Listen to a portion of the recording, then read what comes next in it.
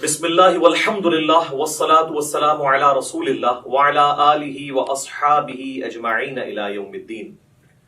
الحمدللہ آج 1 مارچ 2020 کو سنڈے کے دن علمی و تحقیقی مجلس نمبر 105 میں 105 نمبر میں ہم نماز کا پریکٹیکل طریقہ سیکھیں گے انشاءاللہ تعالی، اور اسی طریقے کے اندر ہم نماز میں جتنے پوسچرز ہیں کس طریقے سے بنانے ہیں، کون سا رکن کیسے ادا کرنا ہے اس کو سیکھیں گے۔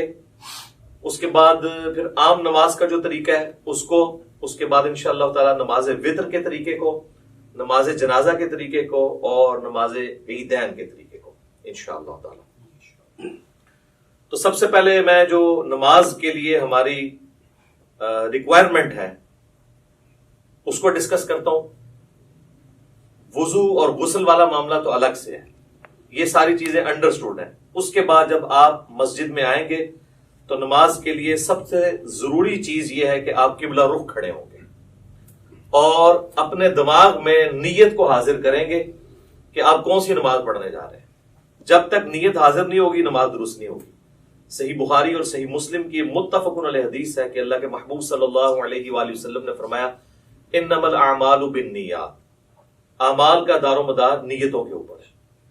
تو نیت کو حاضر کرنا ضروری ہے۔ زبان سے نیت کا اظہار کرنا یہ کوئی ثابت نہیں ہے، البتہ نیت کو ذہن میں حاضر کرنا کہ میں اس وقت کون سی نماز پڑھنے جا رہا ہوں، کس وقت کی نماز پڑھنے جا رہا ہوں اور کتنی رکعتیں پڑھنے جا رہا ہوں، نوافل پڑھنے جا رہا ہوں یا فرض نماز پڑھنے جا رہا ہوں، یہ ضروری ہے، ادروائز پھر نماز نہیں ہوگی۔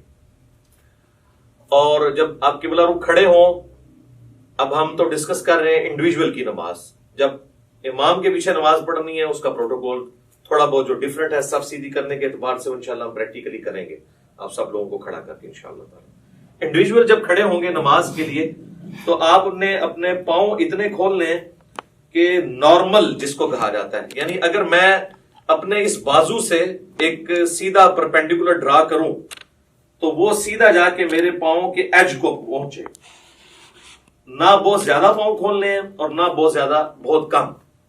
اور عموماً اگر آپ تقریباً 10 سے 11 انچ تک کھول لیں تو وہ نارمل تصور کیے جاتے ہیں۔ جیسے ہی آپ اس سے باہر نکلیں گے تو پھر جب آپ صف میں کھڑے ہوں گے تو کندھے سے کندھا نہیں ملے گا، اور اسی طریقے سے پاؤں نہیں ملیں گے، پاؤں ملائیں گے تو کندھا آؤٹ ہو جائے گا، کندھا ملائیں گے تو پاؤں آؤٹ ہو جائے گا۔ تو یہ یعنی دونوں کو اس طریقے سے بیلنس کرنا ہے۔ مرد کے لیے یہ ضروری ہے کہ وہ اپنی شلوار کو ٹخنوں سے اوپر رکھے۔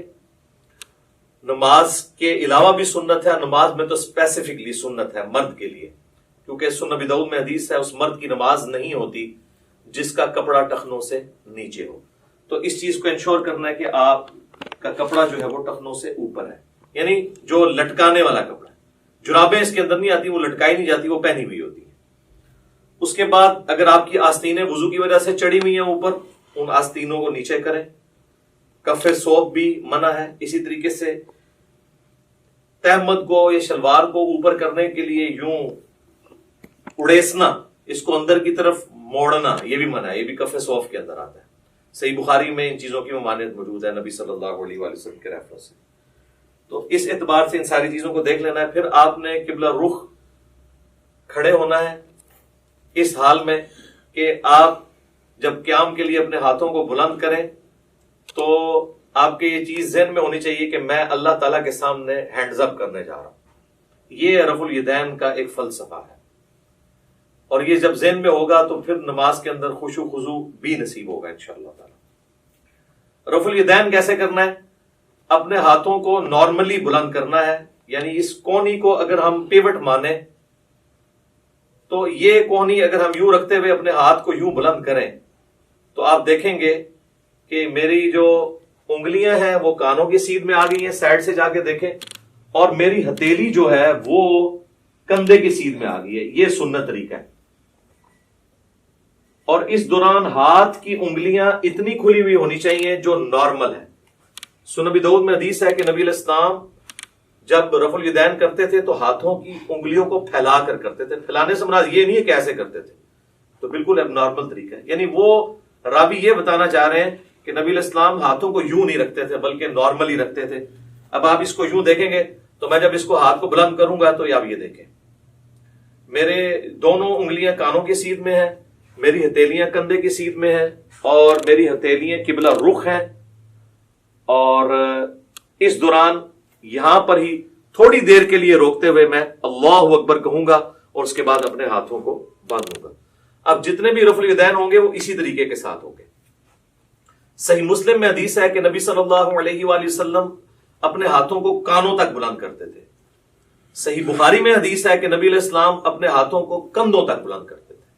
اس میں تطبیق یہی بنتی ہے کہ آپ ہاتھ اس طرح بلند کرتے تھے کہ اگر انگلیاں دیکھی جائیں تو وہ کانوں کی سیدھ میں آ جائیں اور ہتھیلیاں دیکھی جائیں تو وہ کندھوں کی سیدھ میں آ جائیں. یہ نارمل پوزیشن ہے اور یہ بالکل صحیح ہونا چاہیے. اس کے لیے پریکٹس کرنے کا طریقہ ہے کہ آپ شیشے کے آگے کھڑے ہوں اور اس کی پریکٹس کریں. بعض لوگ ہوتے ہیں ان کے ہاتھ یوں ہوتے ہیں, یوں ہوتے ہیں, کچھ یوں ہوتے ہیں. یہ پریکٹس آپ کو کرنی پڑے گی. کسی کا ایک ہاتھ اونچا ہوتا ہے, نیچے ہوتا ہے. تو یہ اب مجھے جو میں یہ کر رہا ہوں میرے سامنے شیشہ نہیں ہے, یہ میری پریکٹس کی وجہ سے یہ سیدھا نظر آ رہا ہے. بعض اوقات آپ سمجھ رہے ہوں گے کہ سیدھا ہے لیکن وہ سیدھا ہوتا نہیں ہے, ٹیڑھا ہو جاتا ہے. تو اس کے لیے آپ کو پریکٹس کرنی پڑے گی. اور رفع الیدین کرتے ہوئے آپ نے اللہ اکبر کہہ کے ہاتھوں کو باندھنا ہے. یہ صحیح بخاری کے اندر یہ بھی حدیث موجود ہے کہ نبی علیہ السلام رفع الیدین کرتے اور اللہ اکبر کہتے. اور صحیح بخاری مسلم میں یہ بھی ملتا ہے کہ آپ صلی اللہ علیہ وآلہ وسلم اللہ اکبر کہتے اور رفع الیدین کرتے. لہذا اس چکر میں نہیں پڑنا کہ پہلے رفع الیدین کرنا ہے یا پہلے اللہ اکبر کہنا ہے. دونوں بیک وقت کہنے ہیں, آگے پیچھے کہنے ہیں, جس بھی طریقے سے کہیں سائملٹینیسلی آپ کہہ لیں. ہر صورتحال جو ہے وہ سنت کے مطابق ہے, کیونکہ اتنی جو باریکیاں ہیں نا وہ احادیث کے اندر نہ تو اللہ تعالیٰ کو مطلوب ہے کہ اس طرح کی رپورٹ کی جائے, نہ نبی علیہ السلام نے ان کو اس طریقے سے تعلیم فرمایا. تو یہ بڑی امپورٹنٹ چیز ہے اس حوالے سے. اللہ اکبر کہہ کے آپ نے ہاتھوں کو باندھا. اب ذرا یہ ہاتھوں کو باندھنے کی پوزیشن آپ ذرا دیکھ لیں. یہ میرا جو لیفٹ والا ہاتھ ہے یہ بعض لوگ یوں کر کے مٹھی بند کر لیتے ہیں, اس کو آپ نے یوں رکھنا ہے جو نارمل پوزیشن ہے. اس کے بعد آپ نے یہ دایاں ہاتھ بائیں ہاتھ کے اوپر یوں رکھا کہ جو نارمل پوزیشن ہے. بعض لوگ یوں کر کے پکڑ لیتے ہیں, ٹھیک ہے, اگر آسانی ہے یوں کر کے پکڑ لیں, یہ نارمل پوزیشن ہے. اور اگر آپ اس کو یوں رکھیں گے تو آپ کو رکھنے میں بھی آسانی ہوگی. یہ سنت طریقہ ہے جو صحیح بخاری کی حدیث کی روشنی میں ہمیں پتہ چلتا ہے. کیونکہ صحیح بخاری میں حدیث ہے کہ سہل ابن سعد الساعدی کہتے ہیں کہ نبی صلی اللہ علیہ وآلہ وسلم کے زمانے میں ہمیں حکم دیا جاتا تھا کہ ہم اپنا دایاں ہاتھ بائیں زیرہ کے اوپر رکھیں. اب زیرہ جو ہے یہ کونی سے لے کے انگلیوں تک ہے.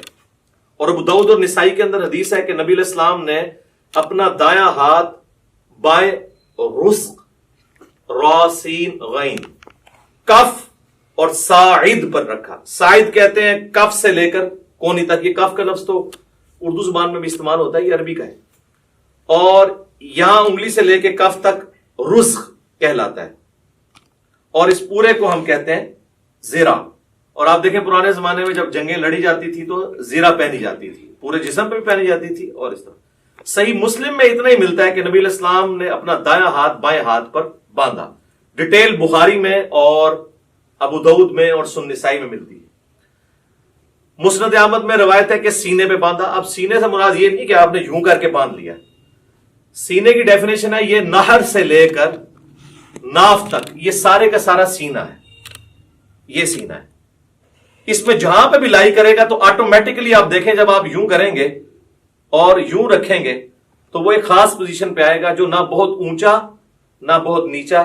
ناف سے برل یہ اوپر ہی ہے اور نہر سے کافی نیچے ہے. یہ نارمل پوزیشن ہے. اسی پوزیشن میں جب آپ جماعت کے ساتھ نماز پڑھیں گے تو پاؤں سے پاؤں بھی ملا سکیں گے اور کندھے سے کندھا بھی. جیسے ہی آپ یہ اوپر چلے گئے تو پھر یہ دیکھیں کونیاں ملیں گی, کندھا نہیں ملے گا. اسی طریقے سے میرے بھائیوں جب آپ ناف سے نیچے ہاتھ باندھتے ہیں نا تو یہ خلاف سنت ہے. اس حوالے سے جو سنن ابی داؤد کی ایک حدیث پیش کی جاتی ہے تو امام داؤد رحمہ اللہ تعالیٰ نے خود ساتھ لکھا ہے کہ اس حدیث میں ایک راوی ہیں عبد الرحمن بن اسحاق الکوفی, جس کے بارے میں نے خود احمد بن حنبل سے سنا ہے کہ وہ اس کو ضعیف کہا کرتے تھے. اور یہاں پر لوگوں نے یعنی وہ روایت تو پیش کی لیکن ساتھ جو امام کا حکم تھا اس کو سکپ کر دیا. تو ایسے بھی نہیں کریں گے، ایسے بھی نہیں کریں گے، بلکہ اس طریقے سے ہاتھ باندھیں گے جو سنت طریقہ ہے۔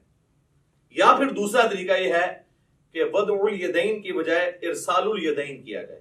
اس کے لیے ہم پھر یوں کریں گے کہ آپ نے یوں رفع الیدین کیا، اللہ اکبر کہہ کے ایسے، بعض لوگ بالکل ایسے ساتھ ملا لیتے ہیں، بعض مٹھیاں بند کر لیتے ہیں، بعض ایسے کر کے کھڑے ہو جاتے ہیں، بالکل غلط ہے۔ بالکل نارمل پوزیشن پہ جہاں پہ آئیں گے یہ ارسال الیدین ہوگا، یہ بھی سنت ہے۔ اگرچہ اس حوالے سے جو سنن طبرانی کی روایت ہے اس میں خصیب الجحد الراوی جو ہے وہ ضعیف ہے، لیکن چونکہ موقوفاً روایتیں عبداللہ ابن زبیر سے ملتی ہیں المصنف ابن ابی شیبہ میں، بلکہ مصنف ابن ابی شیبہ میں پورا چیپٹر ہے ان صحابہ اور تابعین کا بیان جو ہاتھ باندھ کے نماز پڑھا کرتے تھے، اور ان صحابہ اور تابعین کا بیان جو ہاتھ کھول کر نماز پڑھا کرتے تھے۔ یہ دونوں طریقے سنت ہے، اور میں نے تو سنن ابی داؤد کی جو 730 نمبر حدیث ہے اس سے بھی یہ چیز ثابت کی ہے کہ انڈائریکٹلی ابو حمید سعدی کی جو 10 صحابہ والی حدیث ہے وہ بھی اس کو سپورٹیو ہے کہ ارسال الیدین کرنا بھی سنت ہے۔ اس پہ میرا کلپ الحمدللہ لاکھوں لوگوں نے دیکھا ہے، فیس بک کے اوپر بھی، یوٹیوب کے اوپر بھی۔ آج میں اس ڈیٹیل میں نہیں جاؤں گا، بہرحال ارسال الیدین بھی سنت ہے۔ الحمدللہ ہم دونوں طریقے سے نماز پڑھتے ہیں، کم از کم میں ایک نماز ضرور ارسال الیدین سے پڑھتا ہوں، لیکن میں وضع الیدین کو اس لیے پریفر کرتا ہوں کہ میں یہ خواہش کرتا ہوں کہ میں اللہ تعالیٰ کے سامنے اس حال میں بھی کھڑا ہوں۔ اب جو لوگ صرف ارسال الیدین کرتے ہیں وہ اس سنت سے محروم ہو جاتے ہیں، اسی طریقے سے جو لوگ رکوع کے بعد ہاتھ باندھنے کے قائل ہیں وہ بھی اس سنت سے محروم ہو جاتے ہیں۔ تو ہم اس سنت پہ بھی عمل کرتے ہیں اور اس پہ بھی، رکوع سے پہلے یوں اور رکوع کے بعد ارسال الیدین، اس پہ تو اجماع ہے اہل سنت کے تمام مکاتب فکر، حنفی، شافعی، مالکی، حنبلی اور اہل حدیث بھی۔ یہ تو چند علماء عرب ہیں جنہوں نے یہ کام ڈالنا شروع کیا رکوع کے بعد ہاتھ باندھنے والا، اس پہ تو اجماع امت ہے، اور میں نے دلائل کے ساتھ ثابت کیا ہے۔ صحیح بخاری میں اس کے اشارے موجود ہیں، سنن ابی داؤد کے اندر ابو حمید سعدی والی حدیث میں اس کے اشارے موجود ہیں کہ ارسال الیدین کیا جائے گا رکوع کے بعد۔ تو لہٰذا دونوں طریقے سنت ہیں۔ ارسال الیدین سے ہم نماز پڑھتے ہیں، فرض نماز پڑھتے ہیں، سنیوں کی مسجد کی پہلی صف میں پڑھتے ہیں، چاہے کسی کو برا لگے، الحمدللہ۔ مطلب اس میں تو کوئی آر نہیں ہمیں اس بات کو کرنے میں۔ تو ارسال الیدین بھی سنت ہے اور وضع الیدین بھی سنت ہے۔ تو آپ اچھا بعض لوگ جو ہے نماز شروع کرتے ہی اللہ اکبر کہہ کے یوں ہاتھ چھوڑ دیتے ہیں اور پھر یوں ہاتھ باندھتے ہیں، یہ بھی خلاف سنت ہے۔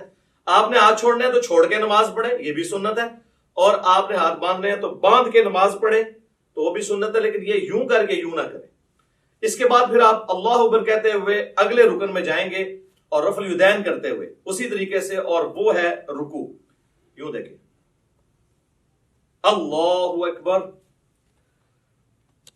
اب رکوع کے اندر آپ نے ساری انگلیاں جو ہیں ہاتھوں کی پھیلا کے رکھنی ہیں اور مضبوطی کے ساتھ گھٹنوں کو پکڑنا ہے اور ان بازوؤں کو بالکل سیدھا کر دینا ہے۔ جب آپ سیدھا کریں گے تو آپ کی کمر آٹومیٹکلی خود بخود سیدھی ہو جائے گی، جو سنت طریقہ ہے، اور آرام سے یہاں پہ آپ تسبیحات کریں گے، اور اس کے بعد سکون سے پھر آپ تسبیحات پڑھنے کے بعد جو میں بعد میں بتاؤں گا، سمع اللہ لمن حمدہ، ربنا ولک الحمد حمدا کثیرا طیبا مبارکا فیہ، مختلف قسم کے الفاظ ہیں، ربنا ولک الحمد بھی کہہ سکتے ہیں۔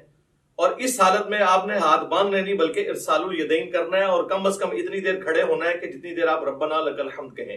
بعض لوگوں کی عادت ہے کہ وہ سمع اللہ لمن حمدہ کہہ کے تو ساتھ ہی ایسے چلے جاتے ہیں سجدے میں، یہ بالکل خلاف سنت ہے، نماز نہیں ہوگی۔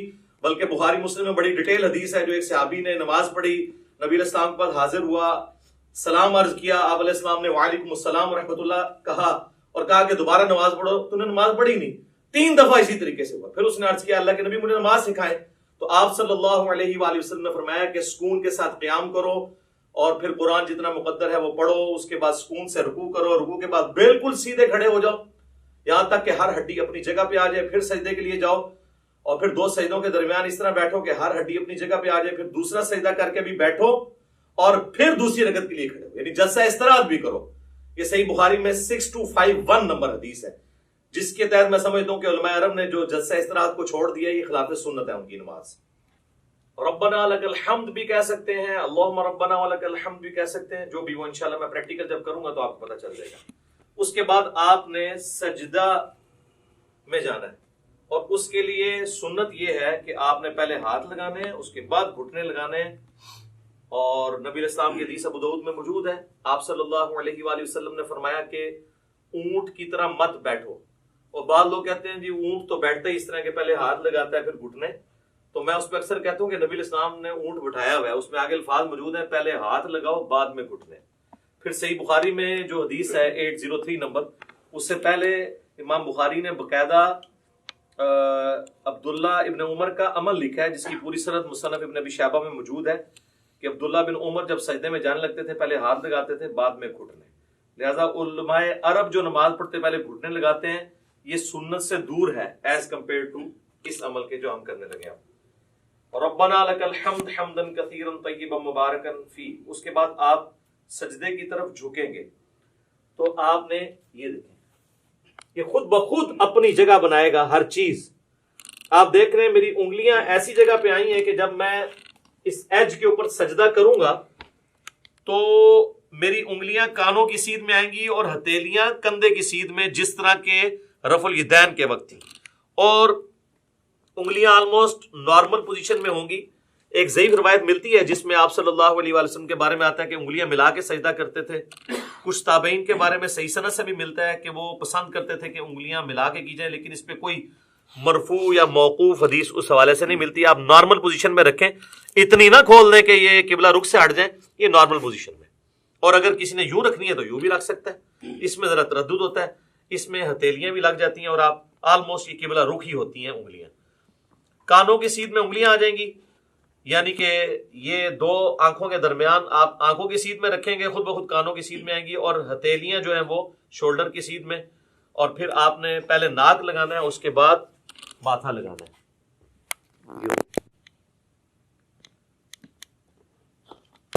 اسی حالت میں سجدے کی تسبیحات آپ نے پڑھنی ہے، سبحان ربی الاعلی، یا باقی تسبیحات انشاءاللہ پڑھ کے بتا دوں گا. اور پاؤں کی انگلیاں قبلہ رخ ہونی چاہیے، دونوں ایڑیاں آپس میں جڑی ہوئی ہوں، اور ہاتھ جو ہیں وہ پہلوؤں سے الگ ہوں، رانے جو ہیں وہ پنڈلی کے جوڑ سے الگ ہوں نارمل پوزیشن کے اوپر. اور ادھر سے اگر یعنی اس میں گیپ بھی موجود ہونا چاہیے. سب سے افضل طریقہ تو یہی ہے کہ تھوڑا اور بڑا کر لیا جائے سجدہ یوں کر کے، لیکن وہ آج کل ہماری صفحے جو ڈیزائن ہے اس میں وہ بڑے والا سجدہ نہیں ہوتا جو بخاری مسلم میں آتا ہے کہ بکری کا بچہ بھی گزر سکتا تھا، وہ اعلیٰ ترین درجہ ہے. جس چیز سے منع کیا گیا نا وہ یہی ہے کہ آپ نے، بخاری مسلم میں آتا ہے کہ کونیاں زمین پہ کتے کی طرح نہیں یوں بچھانی. اور ظاہر ہے اس حکم میں مرد و عورت دونوں ہی شامل ہیں نماز کے طریقے کے اعتبار سے. تو اس کو اٹھا کے رکھنی ہے اور پہلوؤں سے الگ رکھنا ہے، پیٹ سے نہ ٹچ کریں، پیٹ جو ہے وہ یہ رانوں سے الگ رہے، اور ران اور پنڈلی کا جوڑ جو ہے یہ الگ الگ رہے. اس حالت میں آپ نے سجدہ کرنا ہے. تو یہ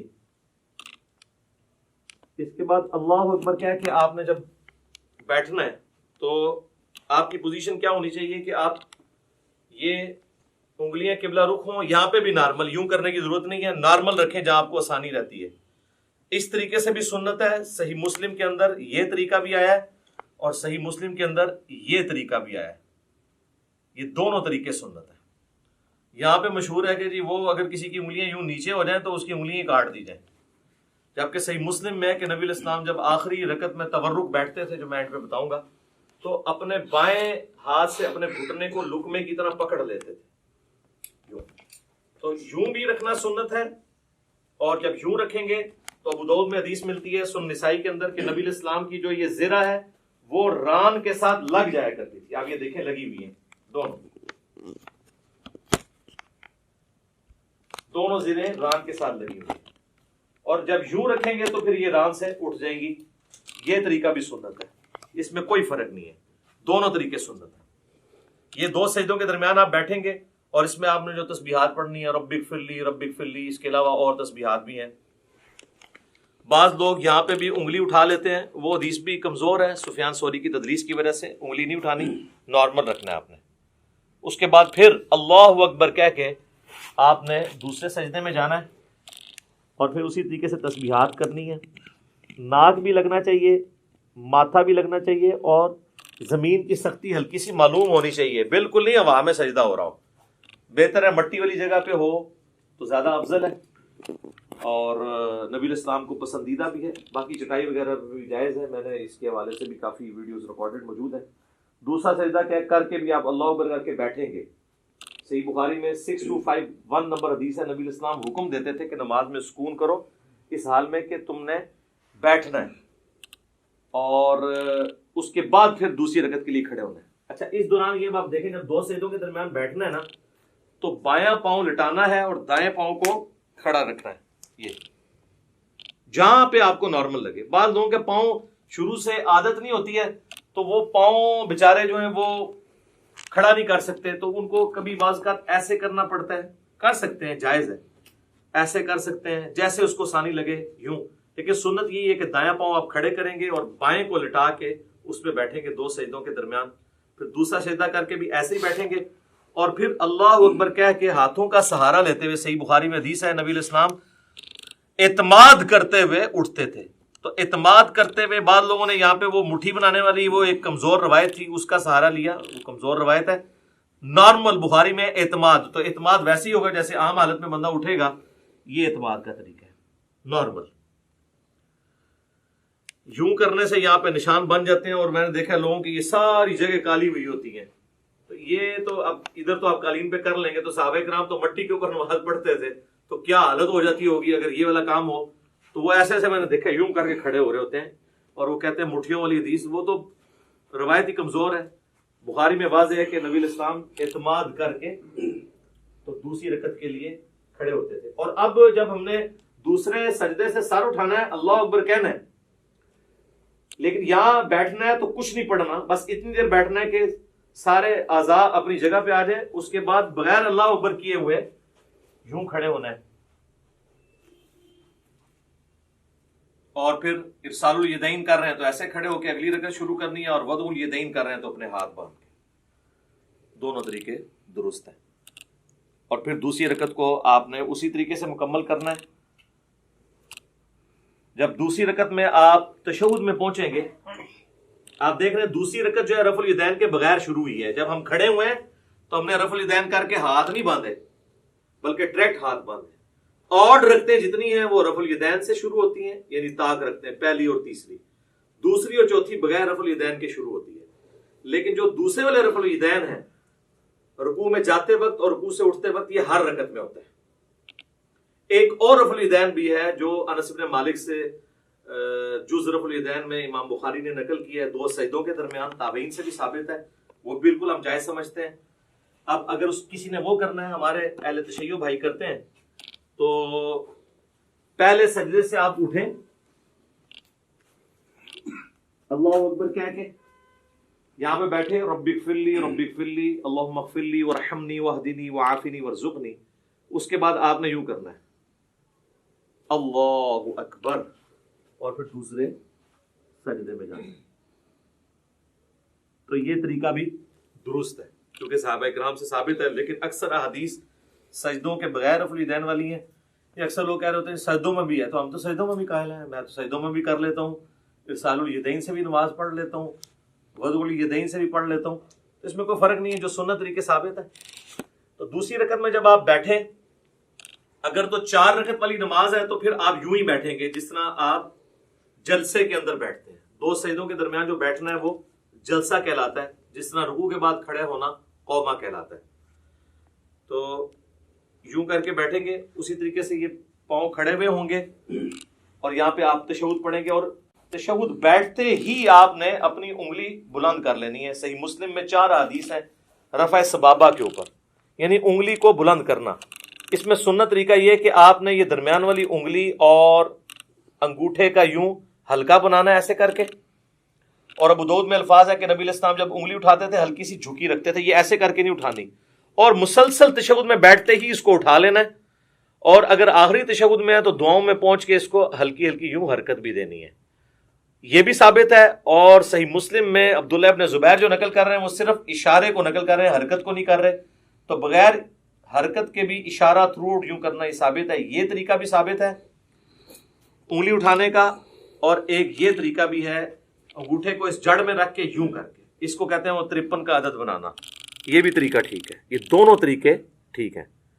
یہ عمومی طریقہ احادیث کے اندر رپورٹ ہوا ہے، چاہے یہاں پہ رکھیں چاہے یہاں پہ رکھیں، دونوں طریقے درست ہوں گے تشہد میں۔ اور یہ میں درمیان والے تشہد کی بات کر رہا ہوں جو 2 رکعتوں کے بعد ہے، جب آپ 4 رکعت پڑھ رہے ہو تو محمد عبدہ و رسولہ تک پڑھ کے ساتھ دروشی بھی پڑھ لیں تو افضل ہے۔ وہ مسند احمد میں حدیث موجود ہے کہ آپ تشہد کے بعد بھی کھڑے ہو سکتے ہیں۔ سنن نسائی میں، صحیح مسلم میں موجود ہے کہ نبی علیہ السلام جب 9 رکعت وتر پڑھا کرتے تھے تو 8ویں رکعت میں بیٹھتے، تشہد پڑھتے، دروشی پڑھتے، اس کے بعد دعائیں پڑھتے، اور پھر آپ صلی اللہ علیہ وآلہ وسلم کھڑے ہوتے تھے 9ویں رکعت کے لیے۔ تو درمیان والے تشہد میں پڑھ سکتے ہیں۔ بہرحال اس میں جب آپ کھڑے ہوں گے دروشی پڑھنے کے بعد اللہم صلی علی محمد وعلی آل محمد اتنا بھی پڑھ لیں تو کافی ہے۔ یہ بھی سنن نسائی میں 1293 نمبر 1293 نمبر حدیث ہے، نبی اسلام نے یہ مختصر دروشی بھی تعلیم فرمایا۔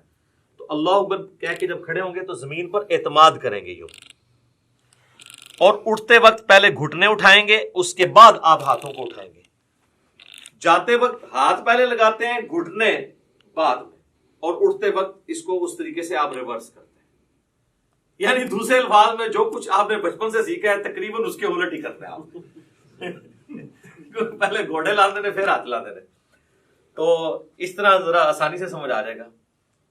اسی کو ہم نے عرض کیا ہے کہ مرنے سے پہلے ہے مسلمان کر لے اس پہ غور، کتابوں کا خدا اور ہے، بابوں کا خدا اور ہے۔ اچھا لوگ بڑا پراپوگنڈا کر رہے ہیں، اس نے 2 خدا کر دیے ہیں۔ 2 خدا نہیں ہم نے کیے ہیں، ہم نے یہ بتایا کہ اس خدا کا تعارف جو آپ نے کروایا ہے وہ نہیں ہے جو نبی علیہ السلام نے کروایا۔ وہ تو میں نے کلیریفائی بار بار کیا، ان کو بھی خیر سمجھ ہے۔ تو یہ کتابوں کی نماز آپ کو سکھا رہے ہیں جو نبی علیہ السلام نے امت تک، صحابہ، اہل بیت، تابعین، تبع تابعین کے ذریعے ہم تک پہنچائی ہیں الحمدللہ۔ اچھا اب چونکہ تیسری رکعت ہے تو تیسری رکعت میں جب ہم زمین پہ اعتماد کر کے کھڑے ہوں گے تو آپ اللہ اکبر، یہاں سے کھڑے ہوتے ہی آپ نے اللہ اکبر کہنا ہے، یعنی اللہ اکبر۔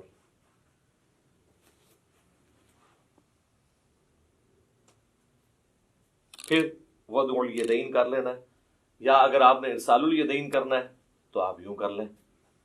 اور پھر تیسری رکعت میں جو پڑھنا ہے وہ انشاءاللہ میں پریکٹیکلی پڑھ کے بھی بتا دوں گا، سب کو پتہ ہی ہے، ہم تو پوسچرز اس وقت ڈسکس کر رہے ہیں کیسے کیسے بنانے ہیں۔ تیسری رکعت بھی اسی طریقے سے ہوگی، اور تیسری رکعت میں بھی دوسرا سجدہ کرنے کے بعد جلسے میں بیٹھ کے، جسے جلسہ استراحت کہتے ہیں، پھر آپ نے کھڑے ہونا ہے تیسری رکعت کے لیے اور چوتھی رکعت کے لیے، اور وہ رفع الیدین کے بغیر ہوگی، ڈائریکٹ ہاتھ باندھیں گے یا ارسال الیدین کریں گے نارمل پوزیشن میں۔ پھر اسی طریقے سے اللہ اکبر کہہ کے آپ رکوع میں جائیں گے، پھر رکوع سے اٹھیں گے اور ربنا لک الحمد کہیں گے۔ تو چوتھی رکعت میں جب آپ دوسرا سجدہ کر کے بیٹھیں گے تو صحیح بخاری میں موجود ہے نبی صلی اللہ علیہ وآلہ وسلم تورک کیا کرتے تھے، اور اس میں الفاظ ہیں کہ چوتھی رکعت میں بیٹھتے تھے، اور ابو داؤد میں یہ الفاظ ہیں ابو حمید سعدی والی حدیث کے اندر کہ جس رکعت میں آپ نے سلام پھیرنا ہوتا تھا نا اس میں آپ تورک کرتے تھے۔ تو اس سے ہمیں یہ بات پتہ چلی کہ چاہے 4 رکعت والی نماز ہے، 3 والی ہے، 2 والی ہے، جس تشہد میں دروشی پڑھنے کے بعد آپ نے سلام پھیرنا ہے اس میں آپ نے تورک کرنا ہے۔ اور اس میں حکمت بھی ہے کہ اس میں انسان تھکتا نہیں ہے۔ تورک جو ہے یہ دایاں پاؤں آپ نے بائیں پاؤں کے نیچے سے گزار کے دائیں پاؤں کو آپ نے کھڑا کرنا ہے، اور آپ نے دائیں پاؤں کے نیچے سے بائیں پاؤں کو گزارنا ہے اس حالت میں، یہ تورک ہے۔ اور آپ یوں بھی کر سکتے ہیں۔ یہ ابو داؤد میں یہ بھی حدیث ہے کہ نبی علیہ السلام نے اپنے دونوں پاؤں ایک طرف نکال دیے، ٹھیک ہے، یہ ایک طرف نکالے ہوئے میں نے دونوں پاؤں، یہ بھی ٹھیک ہے، یہ بھی ٹھیک ہے۔ اس میں حکمت یہ ہے کہ جب آپ یوں بیٹھتے ہیں نا تو آخری تشہد تو چونکہ نبی علیہ السلام کا بہت زیادہ دعاؤں پہ ہوتا تھا، لمبا ہوتا تھا، اس میں آپ تھکتے نہیں ہیں۔ اس طرح بیٹھیں گے تو تھوڑی دیر کے بعد آپ کو تھکاوٹ محسوس ہونا شروع ہو جاتی ہے، الا یہ کہ بہت پتلا بندہ اس کو تو فیل نہیں ہوتا۔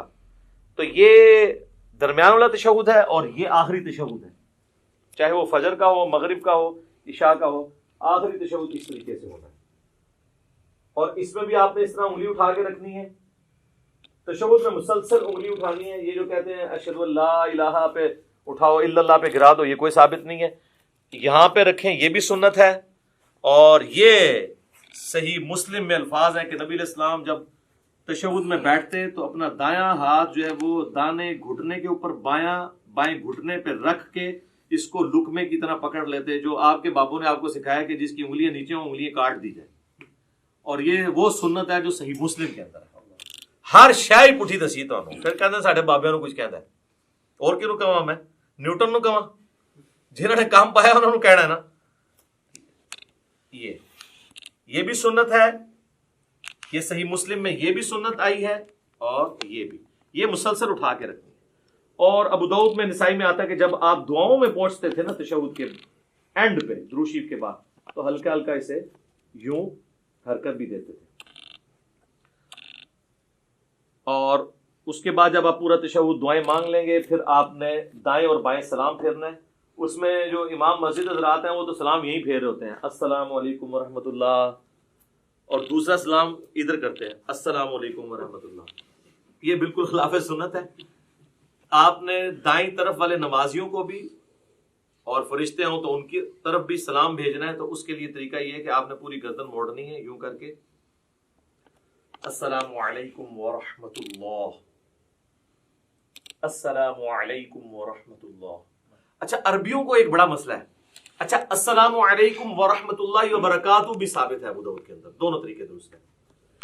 عربی جو ہے نا ہمارے اجمی لوگوں کو نا، وہ چونکہ امام کے پیچھے ہم لوگ تو عادت ہے نا کہ امام جب پہلا سلام پھیرتا ہے نا، تو جب وہ رحمت اللہ پہ پہنچتا ہے تو ہم پہلا پھیرتے ہیں، پھر وہ دوسرے کے رحمت اللہ پہ پہنچتا ہے تو ہم دوسرا پھیرتے ہیں۔ عربی کیا کرتے ہیں کہ وہ انتظار کرتے ہیں کہ امام دونوں طرف پھیرے، السلام علیکم ورحمۃ اللہ، السلام علیکم ورحمۃ اللہ، اور اس کے بعد وہ پھیرتے ہیں۔ آپ نے دیکھا وہ عرب کے ٹی وی پہ بھی جب آپ کو آواز آ رہی ہوتی ہے اس کی مکبر کی پیچھے سے، تو اور وہ یہ سمجھ رہے ہوتے ہیں کہ ہم صحیح طریقے پہ چل رہے ہیں، دونوں طریقے درست ہیں، کیونکہ آپ ہے تو پیچھے ہی ہے نا۔ جب پہلا سلام پھیرا اس کے بعد ہی آپ نے بھی پہلا پھیرا نا، تو یہ نہیں ہے کہ پورا پھیرے، اگر اس طریقے سے بھی کوئی کرنا چاہتا ہے وہ بھی ٹھیک ہے۔ یہ خام خواہ لوگوں پہ فتوے لگانا کہ وہ امام سے آپ آگے نکلے، امام سے کب آگے نکلے؟ امام نے السلام علیکم ورحمۃ اللہ کہا، اس کے بعد ہی ہم نے کہا، اور امام نے جب دوسرا پھیرا اس کے بعد ہی ہم نے کہا۔ وہ تو حدیث ہے بخاری مسلم میں کہ جو امام سے پہلے رکوع سے سر اٹھائے تو اسے ڈر جانا چاہیے کہ اللہ تعالیٰ اس کا سر جو ہے وہ گدھے کا نہ بنا دے۔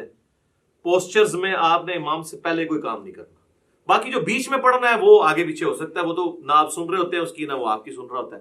کئی بار ہم تشہد ختم کر کے بیٹھ جاتے ہیں، امام کا تشہد ختم ہی نہیں ہوتا، اس میں آگے پیچھے ہو سکتا ہے، پوسچرز نہیں آپ آگے پیچھے کر سکتے۔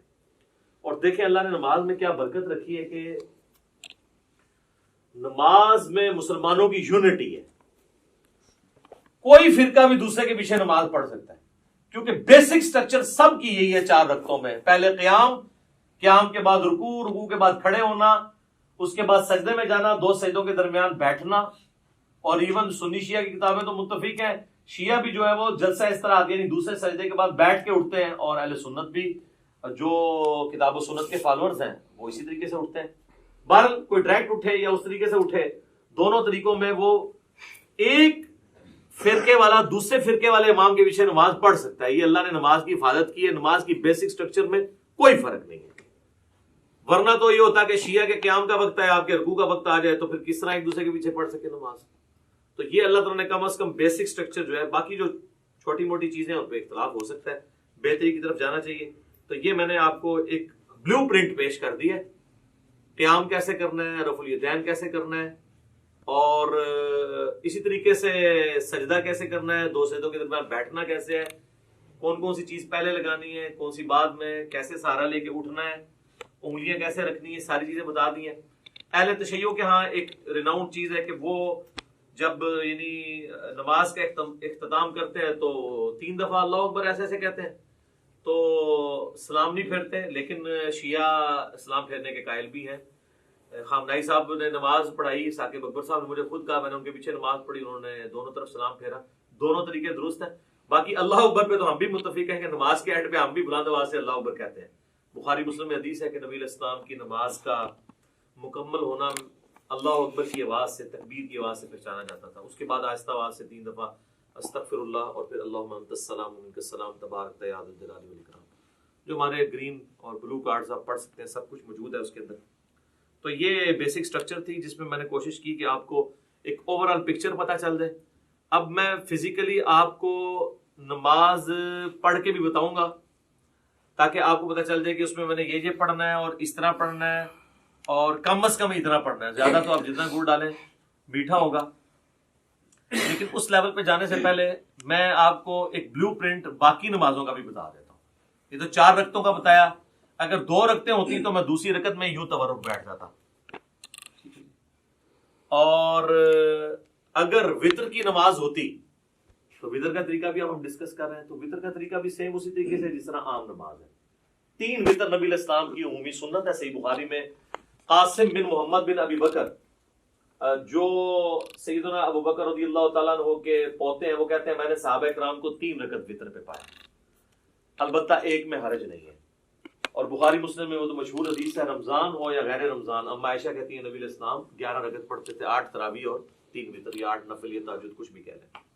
تو 3 وطر کا طریقہ یہ ہے کہ آپ نے وطر کو مغرب سے مختلف کرنا ہے, کیونکہ المستدرک للحاکم میں صحیح ابن حبان میں موجود ہے, نبی علیہ السلام نے فرمایا اسے مغرب سے مختلف کرو.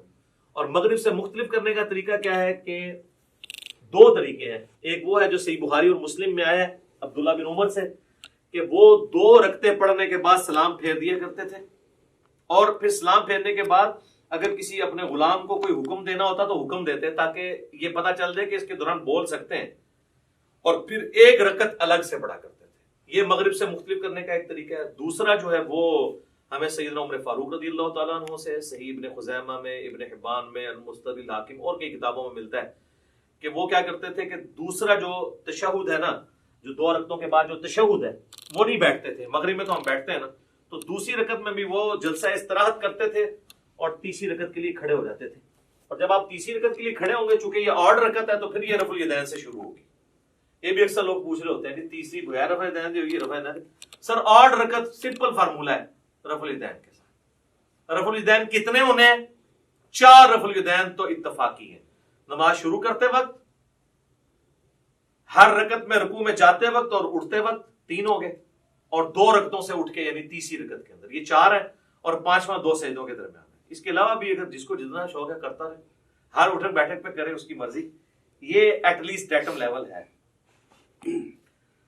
اچھا جی, اب وطر میں چونکہ وہ مختلف اس طرح کرنا ہے, وہ تو میں نے آپ کو بتا دیا.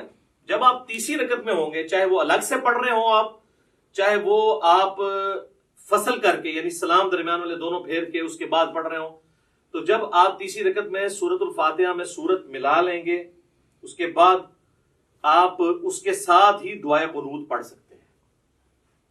اللہم اہدنی فیمن ہدیت. آج کلپ چڑھ گیا ہوگی کہ اصل دعا کیڑی ہے, ٹھیک ہے جی.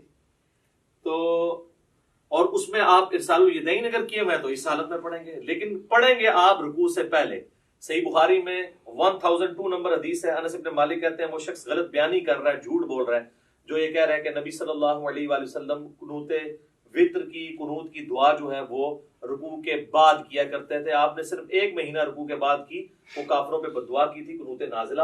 آپ ہمیشہ رکوع سے پہلے کرتے تھے. رکوع سے پہلے کیسے ہے, سورت ملائی, اس کے بعد یہ آپ نے پڑھ دیا اللہم اہدنی فیمن ہدیت, یہ دعا پوری کی, پھر آپ رفع الیدین کر کے رکوع میں چلے گئے. اور دوسرا طریقہ جو کم از کم 3 تابعین سے ثابت ہے اور سیدنا عمر سے بھی ثابت ہے, اور المصنف ابن ابی شیبہ میں, مستدرک الحاکم میں, صحیح ابن حبان کے اندر, ابن خزیمہ کے اندر, المعجم الکبیر طبرانی کے اندر ڈیٹیل سے مل جائے گا آپ کو کہ سیدنا عمر جو ہے وہ تکبیر کہتے تھے دعائے قنوت پڑھنے سے پہلے. یعنی سورت ملا لی, اس کے بعد سورت ملانے کے بعد آپ نے اللہ اکبر کیا, تکبیر کہی, اور دوبارہ ہاتھ باندھ کے آپ نے دعائے قنوت مانگی. اس میں ہاتھ نہیں اٹھانے ہوتے کیونکہ یہ قنوت نازلہ نہیں ہے, یہ عام قنوت ہے. عام قنوت میں ہاتھ باندھے جاتے ہیں, یا ارسال الیدین کر کے آپ پڑھیں. ہاتھ اٹھانے والی کافروں میں بد دعا ہے, اور وہ ہوتی بھی رکوع کے بعد ہے, اور وہ ہوتی بھی عموماً فرض رکعت جو فرض نماز ہے اس کی آخری رکعت میں رکوع میں جانے کے بعد ہوتی ہے, جو سنت ہے. وہ آپ کو قنوت والا چیپٹر مشکات میں مل جائے گا, ابو داؤد ترمذی ابن ماجہ کے حوالے سے حدیث مل جائے گی. اور جو قنوت وطر کے اندر کوئی قنوت نازلہ کرنا چاہتا ہے تو نبی علیہ السلام سے ثابت نہیں, لیکن صحابہ کرام سے, ابی ابن کعب سے صحیح ابن خزیمہ کے اندر موجود ہے, جس میں دعائے قنوت بھی انہوں نے پڑھی اور ساتھ درود شریف بھی پڑھا اینڈ کے اوپر, اور بھی دعائیں مانگی, وہ آپ کر سکتے ہیں. صحابہ کا یہ طریقہ, اور میں اس پہ اکثر کہتا ہوں کہ جو لوگ کہتے ہیں کہ صحابہ کرام نعوذ باللہ حجت نہیں ہے، ہم نے مرفوع حدیثی دیکھنی ہے، تو ان کے لیے لمحہ فکری ہے کہ وہ جتنی یہاں پہ قنوت نازلہ پڑھا رہے ہیں اپنے وطروں کے اندر رمضان میں، وہ تو صحابہ کا طریقہ ہے۔ جب داڑھی کی باری آتی ہے ہم نہیں کاٹتے، لیکن مٹھی کے بعد صحابہ کا اجماع ہے کہ کاٹنا جائز ہے۔ وہاں کہتے ہیں جی ہم نبی علیہ السلام کو دیکھ رہے ہیں، تو نبی علیہ السلام کو بھی نہیں آپ دیکھ رہے، نبی علیہ السلام کی تو مٹھی سے بڑی نہیں ہے، یہ بھی میں نے ثابت کیا ہے الحمدللہ۔ ساتھ ساتھ تھوڑی سی برین واشنگ ہوتی رہنی چاہیے، تبھی چیزوں کی سمجھ آتی ہے۔ تو اللہ اکبر کہہ کے ارسال الیدین کیا یا ہاتھ باندھے اور آپ نے دعائے قنوت پڑھی، اس کے بعد اللہ اکبر کہہ کے دعائے قنوت کے بعد روشی بھی پڑھنا ہے، اور پھر آپ نے وہ پورا کیا۔ اب چونکہ چاہے آپ نے فصل کیا ہوا ہے، درمیان میں 2 پڑھ کے سلام پھیرے ہوئے ہیں، یا آپ نے 2 کے بعد آپ کھڑے ہوئے ہیں، دونوں صورتوں میں تیسری رکعت تو آپ کی وتر کی آخری ہوگی، اس میں پھر آپ تورکی بیٹھیں گے۔ بلکہ سنن کبریٰ البیہقی میں یا مصنف ابن ابی شیبہ میں ملتا ہے نا کہ جس رات سیدنا ابو بکر کو دفن کیا گیا تو رمضان کی رات نہیں تھی، تو حضرت عمر نے کہا میں نے تو وتر ہی نہیں پڑھے ہوئے ہیں، تو پھر انہوں نے کہا میں جماعت کراتا ہوں تو میرے پیچھے وتر پڑھو۔ اس سے یہ بھی بات پتہ چلی کہ رمضان کے علاوہ وتر کی جماعت کروائی جا سکتی ہے۔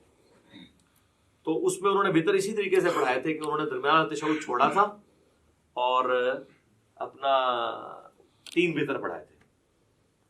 اور وتر کے اوپر میرا ڈیٹیلڈ 130 مسئلہ ہے، اس میں میں نے ساری نیٹی گریٹیز ڈسکس کی ہیں، آج اس ڈیٹیل میں جانے کی ضرورت نہیں۔ نماز وتر بھی کمپلیٹ ہوگی، کوئی چیز ہے تو نہیں کی نماز وتر کے حوالے سے؟ کون سی دعا آخر میں؟ وتر کے بعد جب ختم کرتے ہیں، وتر کے بعد وہ تو اذکار ہے نا، وہ وتر کے طریقے میں تو نہیں آتے، وہ تو ہے سبحان الملک القدوس اور 3 دفعہ پڑھ کے رب الملائکۃ والروح، آخری بار اس کو اونچی، وہ تو اذکار ہیں، وہ تو علیحدہ سے ہمارے لکھے ہوئے ہیں۔ فی الحال ہم طریقے کو ڈسکس کر رہے ہیں، اور یہ تو ہو گیا نماز وتر کا طریقہ۔ اب آ جائیں آپ نماز عیدین کے طریقے کے اوپر، تو وہ تو ہوتی 2 رکعت ہے، چاہے وہ عید الاضحیٰ ہو یا عید الفطر ہو، 2 رکعتیں ہوتی ہیں، اور اس میں 12 تکبیرات ہوتی ہیں، جو ابو داؤد کے اندر حدیث موجود ہے، الموطا امام مالک کے اندر موجود ہے کہ 7 تکبیرات سورۃ الفاتحہ سے پہلے پہلی رکعت میں، اور 5 تکبیرات سورۃ الفاتحہ سے پہلے دوسری رکعت میں۔ یہ طریقہ ہے، اور اگر کوئی بھول جائے تو رکوع کے بعد بھی کر سکتا ہے۔ اس میں طریقہ یہی ہے کہ اللہ اکبر کہہ کے آپ نماز شروع کریں گے۔ اگر آپ نے وضع الیدین کیا ہے تو آپ جب تکبیرات کہیں گے اللہ اکبر تو دوبارہ ہاتھ باندھیں گے۔ اگر آپ ارسال الیدین کر رہے ہیں تو اللہ اکبر اللہ اکبر، یوں 7 تکبیرات کو آپ پورا کریں گے، اور اس کے بعد یعنی ثنا پڑھنے کے بعد 7 تکبیرات، پھر اعوذ باللہ بسم اللہ پڑھ کے امام نے سورۃ الفاتحہ پڑھنی ہے، آپ نے سننی ہے۔ اور دوسری رکعت میں امام جب سورۃ الفاتحہ شروع کرنے لگے گا اس سے پہلے وہ تکبیرات کہتا ہے۔ اگر کوئی پہلے میں بھول گیا ہوا ہے تو دوسرے میں 12 پوری کر لے، یعنی یہ زائد تکبیرات ہی ہیں، سنت افضل عمل ہے۔ تو عید کی نماز کے اندر یہ ایک مین چیز ہے، اور عید کی نماز جمعے کی طرح دن کی نماز ہونے کے باوجود جہری نماز ہے۔ ویسے دن کی جتنی نمازیں ہیں وہ سرن ہے، چاہے زور ایسا ہے، جمعے کی بلند آواز سے ہوتی ہے، اور عید کی بھی اگرچہ دن کی نماز ہے لیکن وہ جہرن پڑھی جاتی ہے۔ اور دوسرا فرق یہ ہے کہ جمعے میں خطبہ پہلے ہوتا ہے، نماز بعد میں، اور عیدین کے اندر کیا ہوتا ہے؟ نماز پہلے خطبہ بعد۔ باقی وہ آل امیہ نے پہلے شروع کروا دیا تھا، کیونکہ بعد میں حضرت علی کے اوپر وہ لانتے کرتے تھے، تو ظاہر سامنے تو صحابہ بیٹھے تھے۔ 500 تکبیروں میں باندھنے یار میں نے بتایا ہے کہ اگر ارسال الیدین کر رہے ہیں تو ارسال الیدین کریں گے، اگر وضع الیدین کرنا ہے تو وضع الیدین، چھوڑنا نہیں ہے۔ حنفی چھوڑتے ہیں، مجھے پتا ہے، ہاں وہ میں نے کلیئر کر دیا کیا کرنا ہے، اسی لیے کہا ہے تو اس کو مزید کلیئر کرتے تھے۔ تو عید کی نماز کے اندر ہمارے حنفی بھائیوں کے اندر یہ چیز موجود ہے کہ وہ ارسال الیدین کرتے ہیں، اور آخری دفعہ جب وہ تکبیر کہتے ہیں، خیر وہ 12 تکبیریں تو کہتے بھی نہیں، وہ 6 تکبیریں کہتے ہیں، تو اس کو باندھتے ہیں۔ تو ٹھیک ہے یار، کسی بہانے چلو سال بعد یا رفع دین کر رہے ہیں، کرن دو۔ شکر ہے کہ وہ جو گھوڑوں کی دموں والا انہوں نے ایک تماشا لگایا ہوا تھا، اور وہ کہتے تھے وہ بت رکھ کے آتے تھے، وہ ساری چیزیں ختم ہو جاتی ہیں۔ رفع الیدین نماز کا سکون برباد کرتا ہے، تو جے سال بعد وہ سکون والی نماز دی بے سکونی کرنے لگے نا، یعنی سنت کے مطابق عمل کرنے ہی لگے، تو کرنے دیں یار، باندھنا کرا دیو کہ رفع الیدین ہونا تھا۔ عید قائم ہے تو ان کی ڈاکٹرین ختم ہے، وہ کہتے ہیں نماز کے سکون کو برباد کرتا ہے تو پھر ہر رفع الیدین کرے گا۔ وہ کہتے ہیں بس پہلا ٹھیک ہے، اس کے بعد جو ہے وہ برباد کرتا ہے۔ تو وہ قنوت وتر والا بھی رفع الیدین کرتے ہیں، ان کو کرنے دیں، ہم بھی کرتے ہیں، تو میں بتا رہا تھا کہ عید کی نماز کا جو پہلا خطبہ ہے انہوں نے شروع اس لیے کرایا کہ بعد میں تو یہ بھیجتے تھے لانتے، تو لوگ بھیجتے تھے ان کے اوپر لانتے، ٹھیک ہے، اور میں نے یہ بخاری مسلم سے ثابت کی ہے یہ کیا سلسلہ شروع ہوا. تو کربلا ہر جگہ آئے گی، یہ آپ نے یاد رکھنا ہے، کربلا سے آپ کی جان نہیں چھوٹنی، ٹھیک ہے. تو یہ ہو گیا جناب عیدین کا طریقہ، دونوں عید کی نمازوں کا یہی طریقہ ہے. اور نیت سب کے لیے وہی ہے، ذہن میں حاضر کرنی ہے. لوگ عید والے دن نیت یاد کرا رہے ہوتے ہیں کہ جناب یاد کر لو ہے کرنی ہے. اچھا جی، اب آ جائیں اب آخر میں نماز جنازہ کی.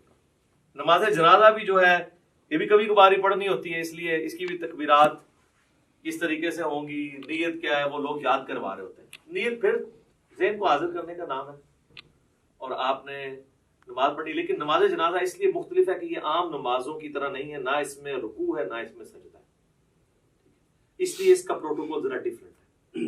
پروٹوکول ڈیفرنٹ ہے تو پھر ظاہر ہے اس کے اندر جب آپ اللہ اکبر کہہ کے نماز شروع کریں گے، وضو الیدین کریں یا ارسال الیدین کریں، تو پہلی تکبیر کے بعد ثنا گوئی نہیں ہے اس کے اندر.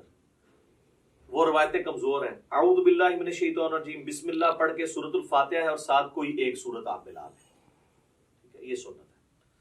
اور دوسری تکبیر جب آپ کہیں گے اللہ اکبر کہہ کے ہاتھ باندھ لیں گے. اگر ارسال الیدین کر رہے ہیں دونوں طریقے درست ہیں، اگر باندھ رہے ہیں تو آپ پھر اس حالت میں درود شریف پڑھیں گے.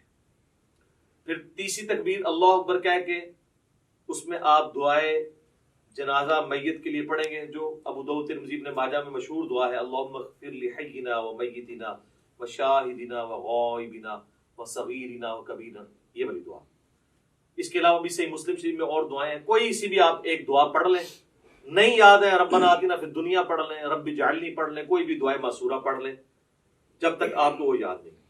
پھر چوتھی تکبیر کہہ کے آپ اللہ اکبر کہیں گے، یوں ہاتھ باندھ لیں گے اور پھر دائیں طرف ایک سلام پھیر. نماز جنازہ چونکہ مختلف ہے تو اس میں یہ بھی مختلف ہے کہ آپ نے صرف ایک طرف سلام پھیرنا، السلام علیکم ورحمۃ اللہ. تابعین سے دو طرف پھیرنا بھی ثابت ہے، لیکن صحابہ اور نبی علیہ السلام سے ایک طرف ثابت ہے. دو طرف والی روایتیں کمزور ہیں. اگر کوئی پھیر لیتا ہے ہم اس کے اوپر فتویٰ نہیں لگاتے. اور بعض اوقات آپ کو کسی ایسی جگہ پہ پڑھنی پڑتی ہے نا، تو میں پھر یہ کرتا ہوں کہ جب امام دو طرف پھیر رہے ہیں نا تو میں اس کے دوسرے پھیرنے کا بھی انتظار کرتا ہوں. جب وہ دوسرا پھیرتا ہے تو میں پہلے ہی پھیر کے. یہ تو کہتے ہیں وہ جناب پہلا پھیریں گے، اینج ہاتھ کھول لینے، اینج کر لینے، اور اس چکر ہی نہ پاؤ. پہلے دیکھو فاتحہ ہی نہیں پڑھ رہے جنازے کے اندر. فاتحہ کے بغیر تو نماز نہیں ہوتی. صحیح بخاری میں موجود ہے کہ عبداللہ ابن عباس نے بلند آواز سے نماز جنازہ میں فاتحہ پڑھی تاکہ بتایا جائے یہ سنت عمل ہے. نماز جنازہ بلند آواز سے بھی سنت ہے، آہستہ آواز سے بھی سنت ہے، لیکن عموماً جو سنت ہے سنن نسائی میں وہ سرن ہی ہے، آہستہ آواز سے. اس لیے آپ دیکھیں عرب جتنے ملک ہیں وہاں پہ آہستہ آواز میں نماز جنازہ پڑھی جاتی ہے، یعنی بلند آواز سے نہیں پڑھی جاتی. خیر یہ الگ سے ٹاپک ہے نماز جنازہ کا. یہ طریقہ ہے. صحیح مسلم میں ہے کہ نبی علیہ السلام نے ایک جنازے پہ 5 تکبیرات بھی پڑھی تھی. جب آپ 5 تکبیرات پڑھیں گے تو پھر پانچویں جو چوتھی تکبیر کے بعد سلام پھیرا تھا نا، تو چوتھی تکبیر کے بعد پھر آپ دعائیں مانگیں گے اور پانچویں کے بعد آپ پھر سلام پھیریں گے. شیعہ عموماً 5 ہی کرتے ہیں، سنی جو ہیں وہ 4 ہی کرتے ہیں. ویسے شیخ زبیر صاحب کے جنازے پہ بھی 5 ہوئی تھی اور مولانا ساق صاحب کے جنازے پہ انہوں نے وصیت کی ہوئی تھی، تکبیرات بھی 5 ہوئی تھی، سلام بھی ایک طرف پھیرا گیا. انہوں نے وصیت کی تھی کہ ہمارا جنازہ سنت کے مطابق جس طرح حرمین میں پڑھا جا رہا ہے عرب ملکوں میں ویسے پڑھانا ہے. اس طرح سے نہیں کہ وہاں پہ جو کچھ ہو رہا ہے وہ سنت کے مطابق ہو رہا ہے، یعنی یہ کام سنت کے مطابق. تو نماز جنازہ کا یہ طریقہ ہے. اکثر لوگ ہمارے بھائیوں کو تنگ کرتے ہیں اور نماز جنازہ ریکارڈ کریں، سر کی ریکارڈ کریں، یہ ٹوٹل طریقہ ہے، نہ رکوع ہے نہ سجدہ ہے. اور پریکٹیکلی یعنی وہ جنازہ پڑھ کے بتانا ضروری نہیں ہے، بس پوسچر بتا دیا آپ خود کر لیں. اور بچپن سے ہم لوگ پڑھتے آ رہے ہیں. فرق اس میں یہی ہے کہ سورۃ الفاتحہ سورت ہے، دوسری میں درود شریف نماز والا، تیسری میں دعا ہے. بہتر ہے جنازہ والی دعا پڑھیں اور چوتھی میں آپ نے سلام پھیر دینا، یا چوتھی کے بعد بھی دعا ہے، پانچویں کے بعد سلام پھیر دیں. تو یہ ہے. اس کے بعد میت کے لیے دعا ہے قبر پہ جا کے، وہاں پہ نہیں ہے اجتماعی دعا ثابت. دیوبندی نہیں کرتے، بریلوی کرتے ہیں، اور وہ کہتے ہیں یہ بریلوی غلط کر رہے ہیں، ثابت نہیں ہے. تو دیوبندیوں سے پوچھا جو آپ فرض نماز کے بعد اجتماعی دعا کرتے ہیں یہ بھی تو ثابت نہیں ہے، تو وہاں پھر ان کے پاس کوئی جواب نہیں ہوتا. تو دونوں ہی اپنے اپنے حصے کا غلط کام کر رہے ہیں. سنت یہی ہے کہ آپ نے سنت اذکار کرنے ہیں فرض نماز کے بعد. اور میت کے لیے ابو داؤد میں الفاظ ہیں کہ جب دفنا چکو تو اس کے لیے وہاں مغفرت کی، قبر میں سوالوں کی استقامت کے لیے دعا کرو. اور صحیح مسلم میں ڈیٹیل حدیث موجود ہے. عمر بن عاص نے تو وصیت کی تھی اتنی دیر بیٹھنا ہے میری قبر کے پاس جتنی دیر اونٹ کو نہر کر کے اس کا گوشت تقسیم کیا جاتا ہے، ایٹ لیسٹ 2 گھنٹے، کم از کم 2-2.5 گھنٹے. تو یہ سنت طریقہ ہے. یہ سارا ہو گیا جی. کوئی چیز اس میں نماز جنازہ میں، نماز وطر کے اندر، نماز عیدین میں یا عام نماز کے اندر کوئی چیز رہ گئی ہو؟ جنازے میں کوئی کسی بندے کی تکبیرات چھوٹ جائے، ہاں اس میں یہ ہے کہ جس طرح عام نماز میں تو ہمیں پتہ نا کہ اگر کوئی رکعت چھوٹ جائے تو وہ رکعت پوری کرنی ہوتی ہے، تو اس میں بھی اگر آپ کی تکبیرات چھوٹ گئی ہوئی ہیں نا تو آپ نے تکبیرات جو ہیں وہ پوری کرنی ہے. اب چونکہ اگر سرن ہو رہا ہے پھر تو آپ کو پتہ ہی نہیں کون سی تکبیر چل رہی ہے، تو آپ اپنی ترتیب سے ہی کریں. آپ یہی سمجھیں وہ آپ کی پہلی ہے، آپ سورۃ الفاتحہ پڑھ لیں، اور اگر جہرن ہو رہی ہے تو آپ اسی کو فالو کریں، اور جو رہ گئی ہے امام کے سلام پھیرنے کے بعد آپ اس کو مکمل کریں ان تکبیرات کو. اور یہاں پہ میں آپ کو ضمن بتا دوں، جو ائمہ حضرات ہیں نا ان کی ذمہ داری ہے کہ وہ تکبیرات زیادہ لمبی نہ کہا کریں، کیونکہ پیچھے مقتدی پہلے ہی اللہ اکبر کہہ دیتے ہیں، اور اگر تکبیر تحریمہ والا اللہ اکبر مقتدی نے امام سے پہلے کہہ لیا اس کی نماز سٹارٹ ہی نہیں ہوگی، کیونکہ امام سے آگے نکل گیا نا. درمیان والی جو انتقال والی تکبیرات ہیں وہ تو آگے پیچھے ہو سکتی ہیں اس میں، لیکن پہلی تکبیر اگر امام سے پہلی، اب کئی امام جنازے میں، عیدین میں، عام نمازوں میں تو نہیں، زیادہ جنازے میں ہوتا ہے، وہ کرتے ہیں اللہ اکبر. اب نیچے جو بیچارہ شروع کرتا ہے، عیدین میں بھی دیکھا ہے لوگ شروع کرتے ہیں تو وہ اکبر ختم نہیں ہوتا، وہ پہلے ہاتھ باندھ دیتے ہیں یا ہاتھ چھوڑ دیتے ہیں. تو میں تو انتظار کرتا ہوں جب وہ اکبر کے رع پہ پہنچتا ہے نا نماز عید میں یا نماز جنازہ میں، تو پھر میں اللہ اکبر سے پڑھوں. تو یہ آپ ٹرین کریں تو بہتر یہ کہ آپ مختصر اس کو کریں، اتنا لمبا نہ کریں کہ پیچھے لوگوں کے سانس ٹوٹ جائیں، یا ان کو ایجوکیٹ کریں. اتنا لمبا کرنے کی ضرورت کیا ہے؟ یہ تو ضرورت تھی اس وقت جب سپیکر نہیں تھے تو پیچھے تک آواز پہنچانے کے لیے کہ چلو آ ہی جائے کسی کو آواز. تو اب تو ضرورت نہیں ہے. اللہ اکبر سپیکر میں اتنے ماشاءاللہ موجود ہے. اور کوئی چیز اس حوالے سے جو اس کے پوسچرز طریقے کے اعتبار سے آ رہی ہو؟ جی سنت ہے. جنازے میں بھی ہر تکبیر کے اوپر رفع الیدین کرنا، یہ بھی سنت ہے. نماز عیدین میں بھی ہر تکبیر کے اوپر رفع الیدین کرنا سنت ہے. ابو داؤد میں واضح حدیث ہے، مسند احمد میں موجود ہے. عبداللہ بن عمر کہتے ہیں کہ قیام کی حالت میں نبی علیہ السلام جب بھی تکبیر کہتے تھے تو اپنے ہاتھوں کو بلند کرتے تھے. تو یہ جنرل ہے، ٹھیک ہے. شیخ البانی کا یہ موقف ہے کہ جنازے میں عیدین میں چھوڑ بھی سکتے ہیں، اور یہاں پہ بھی جو البانی صاحب کے فالوور ہیں وہ عید کے خطبے میں کہہ رہے ہوتے ہیں چھوڑ بھی دیتے ہوں. میں خدا دا ناج حنفی سال بعد کرنے لگے جو وہ بھی چھڑان لگے ہو. کیوں اس طرح کی باتیں بتاتے ہیں جو سند سے ثابت ہی نہیں ہے؟ یہ بالکل غلط ہے. رفع الیدین تو المعجم الکبیر طبرانی پہ ہے کہ رفع الیدین کرنے پہ ہر انگلی کے عوض آپ کو 10 نیکیاں ملتی ہیں. تو اسی لیے تو ہم قنوت وتر سے پہلے بھی رفع الیدین کرتے ہیں تاکہ ہم یہ نیکیاں ضائع نہ کریں، ٹھیک ہے. تو یہ آپ 10 انگلی ہیں تو 10 ضرب 10 کر لیں.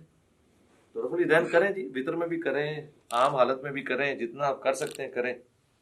اب تو اللہ کا فضل ہے کہ رفع الیدین کی ایکسیپٹنس آ گئی ہے. کوئی مسجد ایسی نہیں ہے جہاں پہ آپ کو آمین اونچی کہنے والے رفع الیدین والے نہ ملیں. انقلاب تو آیا ہے نا جی، صدا تو جھوم رہی ہے ہر طرف سے کہ نہ میں وہابی نہ میں بابی، میں ہوں مسلم، علمی کتاب. اللہ کا شکر ہے لوگ کتابوں کے ساتھ جڑ گئے. چلیں جی، یہ سارا میں نے اس لیے بیان کیا تاکہ آپ کو ایک بلو پرنٹ اس حوالے سے کلیئر ہو جائے. اور اس میں اب میں پریکٹیکلی نماز پڑھ کے آپ کو بتاؤں گا تاکہ یہ پتہ بھی چلے کہ پڑھنا کس بیچ میں کیا کچھ پڑھنا ہے. اور اس میں پوسچر اس طریقے سے بناؤں گا جو میں نے آپ کو ایجوکیٹ کی ہیں، انہی پوسچرز کے مطابق میں آپ کو لے کے چل رہا ہوں گا تاکہ آپ اس سنت کے مطابق نماز کے طریقے کے اوپر عمل کر سکیں. تو اب انشاءاللہ تعالی میں پریکٹیکلی نماز پڑھ کے بتاؤں گا انشاءاللہ. اچھا میرے بھائیو، اب میں انشاءاللہ آپ کو پریکٹیکلی کم از کم 2 رکعت پڑھ کے بتاؤں گا تاکہ آپ کو پتہ چلے کہ نماز کے اندر کون کون سی تسبیحات پڑھنی ہے، ثنا کیسے پڑھنی ہے، سورۃ الفاتحہ، جو ایک کم از کم درجہ نماز کا اتنا ہونا چاہیے. باقی آپ جتنا گڑ ڈالیں گے اتنا میٹھا ہے. تو چند تسبیحات کے ساتھ میں اس کو کور کروں گا تاکہ آپ لوگ وہ چیزیں یاد بھی کر سکیں. جو لوگ سن کے یاد کرنے کے عادی ہیں ان کے لیے انشاءاللہ تعالی آسانی ہوگی انشاءاللہ تعالی. ساتھ ساتھ پوسچر بھی کور ہو جائیں گے انشاءاللہ تعالی.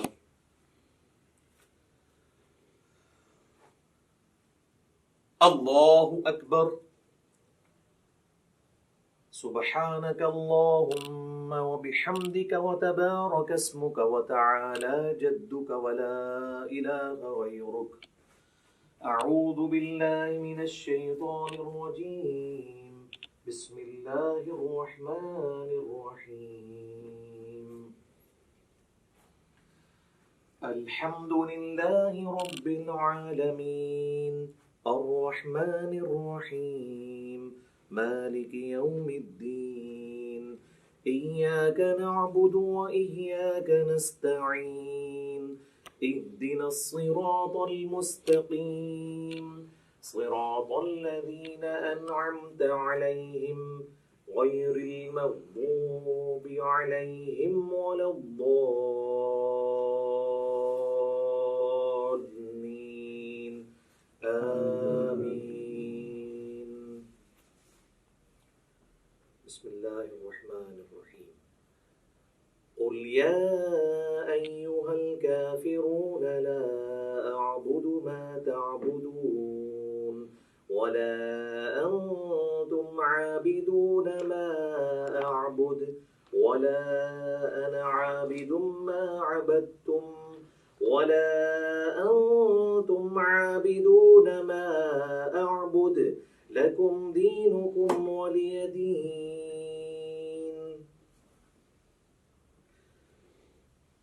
الله أكبر سبحان ربي العظيم سبحان ربي العظيم سبحان ربي العظيم سبحانك اللهم ربنا وبحمدك اللهم اغفر لي سبوح قدوس رب الملائكة والروح سمع الله لمن حمده اللهم ربنا ولك الحمد حمدا كثيرا طيبا مباركا فيه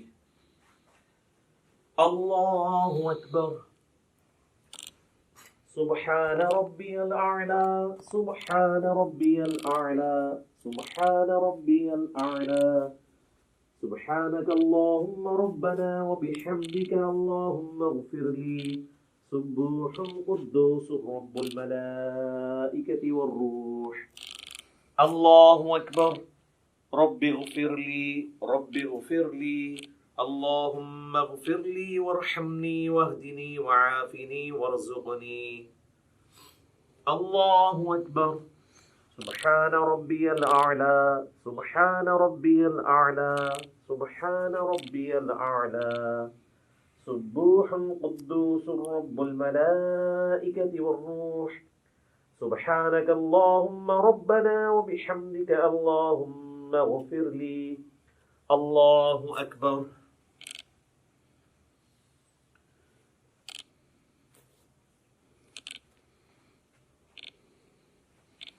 بسم الله الرحمن الرحيم الحمد لله رب العالمين الرحمن الرحيم مالك يوم الدين إياك نعبد وإياك نستعين اهدنا الصراط المستقيم صراط الذين أنعمت عليهم غير المغضوب عليهم ولا الضالين آمين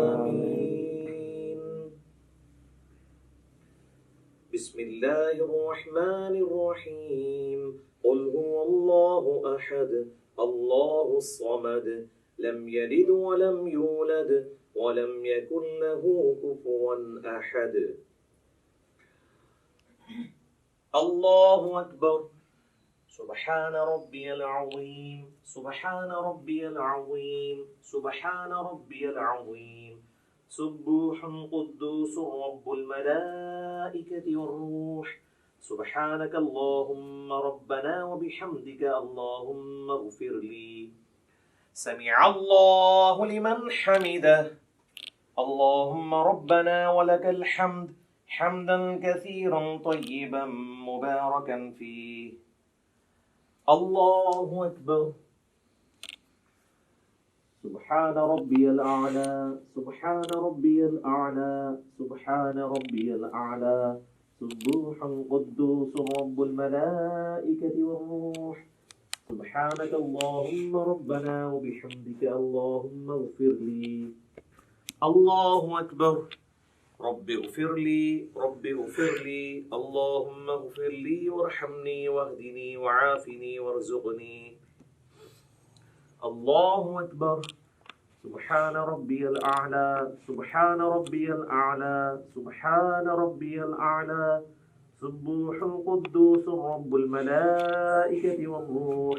سبحانك اللهم ربنا وبحمدك اللهم اغفر لي. الله أكبر. التحيات لله والصلوات والطيبات. السلام عليك أيها النبي ورحمة الله وبركاته. السلام علينا وعلى عباد الله الصالحين. أشهد أن لا إله إلا الله وأشهد أن محمدا عبده ورسوله. اللهم صل على محمد وعلى آل محمد كما صليت على إبراهيم وعلى آل إبراهيم إنك حميد مجيد. اللهم بارك على محمد وعلى آل محمد كما باركت على إبراهيم وعلى آل إبراهيم إنك حميد مجيد. اللهم إني أعوذ بك من عذاب جهنم ومن عذاب القبر ومن فتنة المحيا والممات ومن شر فتنة المسيح الدجال. اللهم ربنا آتنا في الدنيا حسنة وفي الآخرة حسنة وقنا عذاب النار. السلام علیکم ورحمۃ اللہ. السلام علیکم ورحمۃ اللہ. اللہ اکبر. السلام علیکم. تبارک یا ذا الجلال والاکرام. اچھا، آپ لوگوں نے گھبرانا نہیں ہے. میں نے نماز کو اس کے اعلیٰ ترین درجے پہ پڑھا ہے. اگر آپ اس کو لوز درجے پہ پڑھنا چاہتے ہیں تو سبحان ربی العظیم 3 دفعہ کافی ہے، سبحان ربی الاعلیٰ 3 دفعہ کافی ہے، اور 2 سجدوں کے درمیان رب اغفر لی یہ پڑھ لینا کافی ہے. باقی تشہد میں آپ نے نظر اپنی انگلی پہ رکھنی ہے. ابو داؤد میں حدیث ہے نبی علیہ السلام انگلی کی طرف دیکھتے رہتے تھے. اس طریقے سے سلام پھیرتے وقت یہاں پہ یہ یعنی اس میں آپ نے اس ریجن سے باہر نہیں جانا. باقی سنن نسائی کے اندر حدیث موجود ہے کہ نبی علیہ السلام ضرورت کے تحت بغیر گردن ہلائے ہوئے آگے یعنی دائیں بائیں بھی دیکھ لیا کرتے تھے. بعض کا ضرورت ایسی پڑ جاتی ہے، نماز کا ٹائم کتنا رہ گیا جماعت کھڑے ہونے میں، تو اس کے لیے نماز میں اگر کسی نے یوں گھڑی دیکھ لی تو بالکل جائز ہے، اس میں کوئی مسئلہ نہیں ہے. یہ کوئی ایسی چیز نہیں جو نماز کو توڑ دے. تو یہ 2 رکعت والی نماز تھی، اس لیے میں نے پہلے تشہد میں ہی تورک بیٹھ گیا. اگر یہ درمیان والا تشہد ہوتا تو میں اس طرح بیٹھتا اور عبدہ و رسولہ کے بعد اللہم صلی علی محمد وعلی آل محمد افضل ہے، یا اس کے بغیر ہی عبدہ و رسولہ کے بعد میں پھر تیسری رکعت کے لیے یوں کر کے کھڑا ہو جاتا اور پھر تیسری رکعت بھی مکمل کرتا، چوتھی کے بعد پھر تورک بیٹھتا. میں نے 2 رکعت اس لیے کی تاکہ آپ کو یہ پتہ چل جائے کہ بیچ میں پڑھنا کیا ہے. اب آپ آ جائیں نماز وتر کی طرف. نماز وتر میں بھی میں نے آپ کو پہلے بتا دیا کس طریقے سے پڑھنا ہے. اب اس کی جو آخری رکعت ہے وہی سب سے امپورٹنٹ ہے کہ جس میں آپ نے سورت ملانے کے بعد دعائے قنوت پڑھنی ہے. سنت یہی ہے کہ پہلی رکعت میں آپ سبح اسم ربک الاعلی پڑھیں، دوسری میں قل یا ایھا الکافرون، اور تیسری میں قل ھو اللہ احد، اور قل اعوذ برب الفلق قل اعوذ برب الناس بھی ثابت ہے. تو بہرحال فرض کیا ہم وتر کی تیسری رکعت میں پہنچ گئے ہیں، ہم نے سورت بھی ملا لی ہے. اگر ہم وضع الیدین کر کے نماز پڑھ رہے ہیں تو میں اسی سے سٹارٹ لیتا ہوں تاکہ آپ کو پتہ چلے اس کے بعد کرنا کیا ہے. بسم اللہ الرحمن الرحیم.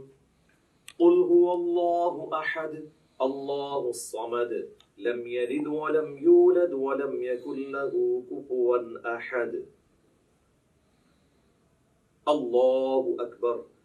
اللهم اهدني فيمن هديت وعافني فيمن عافيت وتولني فيمن توليت وبارك لي فيما أعطيت وقني شر ما قضيت فإنك تقضي ولا يقضى عليك إنه لا يذل من واليت ولا يعز من عاديت تباركت ربنا وتعاليت. اللهم صل على محمد وعلى آل محمد كما صليت على إبراهيم وعلى آل إبراهيم إنك حميد مجيد.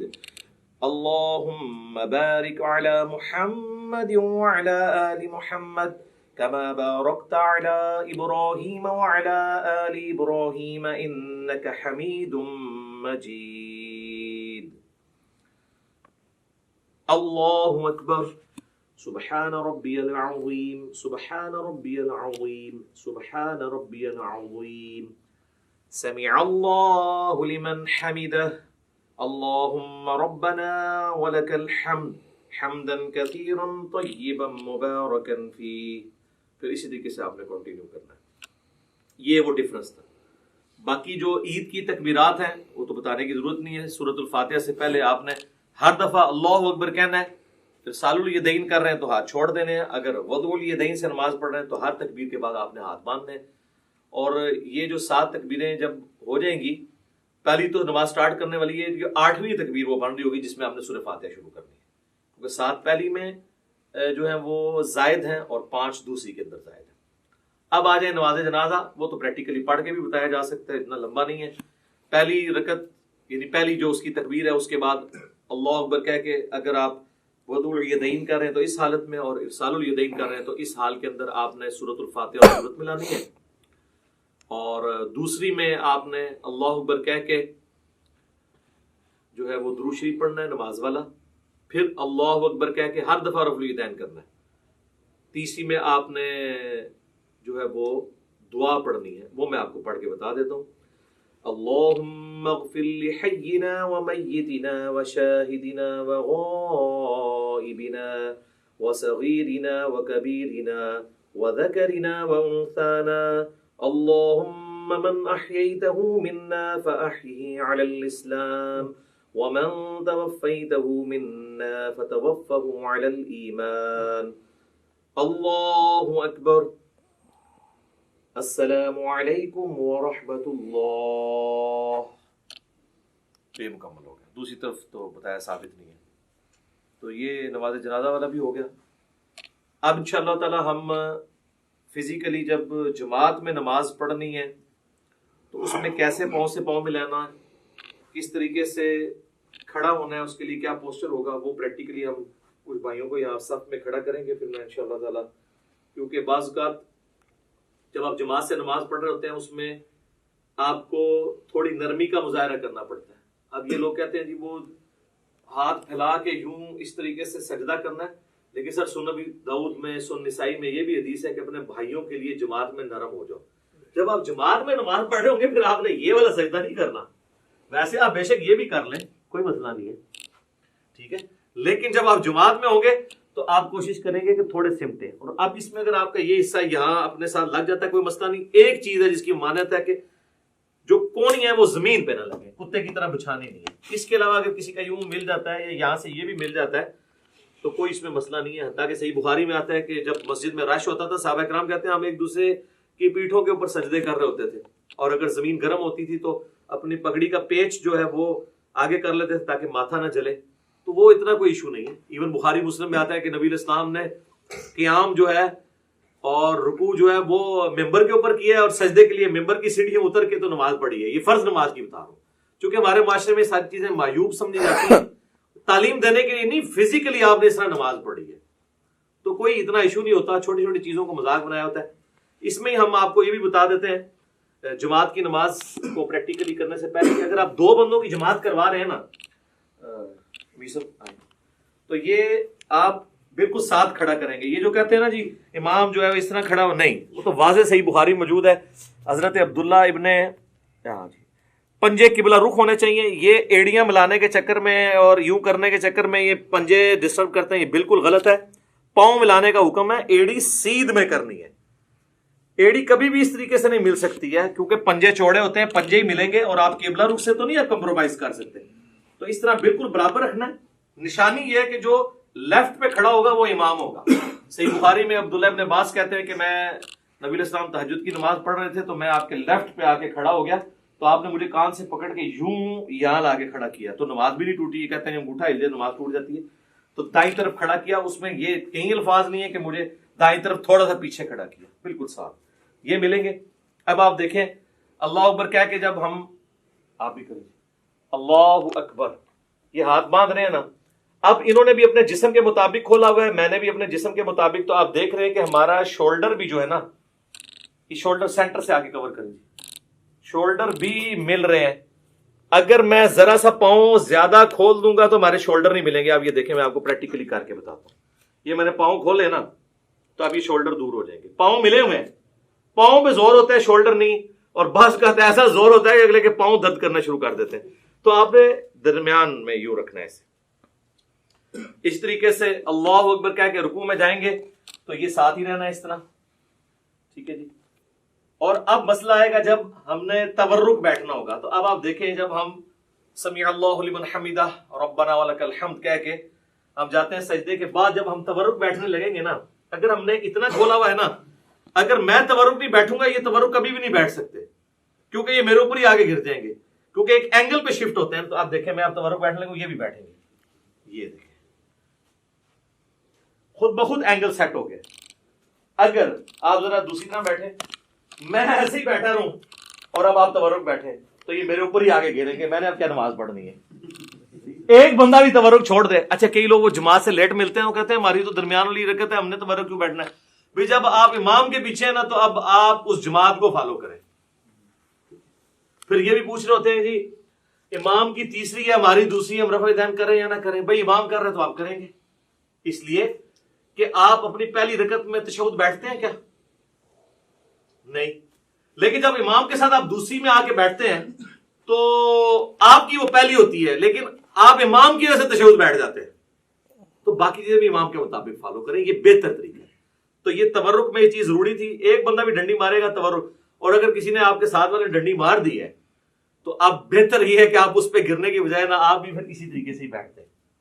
بھئی کئی لوگ پوچھ بھی رہے ہوتے ہیں کہ جی ہم موٹے ہیں تورک نہیں بیٹھ سکتے, نماز ہو جائے گی میرے بھائی اگر کسی کے لیے. میں نے تو بڑے بڑے موٹے لوگوں کو بھی دیکھا ہے, بل وہ پھر تورک تو ایسا بیٹھتے ہیں دو بندے نا تورک ملتے نے ہو نال تسی بیٹھ جاؤ تو ان کو بالکل لحاظ نہیں ہوتا کہ ادھر والے کا کیا بن رہا ہے ادھر والے کا کیا بن رہا ہے. تو بہت موٹا بندہ ہے, موٹاپا ویسے پسند بھی نہیں ہے نا, اسی لیے پسند نہیں ہے. تو وہ یہ تورک, آپ جب تک آپ تورک آسانی سے بیٹھ رہے ہیں تو آپ سمجھ لیں آپ سمارٹ ہیں. یہ آپ کا چیک پوائنٹ ہے. جیسا میں کہتا ہوں نماز کی 3 بریکیں ہیں. ایک رفع الیدین, رفع الیدین نہ ہو تو دڑا دڑا آپ پڑھیں گے. دوسرا جلسہ استراحت, کہ آپ نے دوسری رکعت میں اٹھنے کے لیے دوسرے سجدے کے بعد بیٹھ کے اٹھنا ہے. اور تیسرا آپ جو سجدے میں جانے سے پہلے ہاتھ لگاتے ہیں.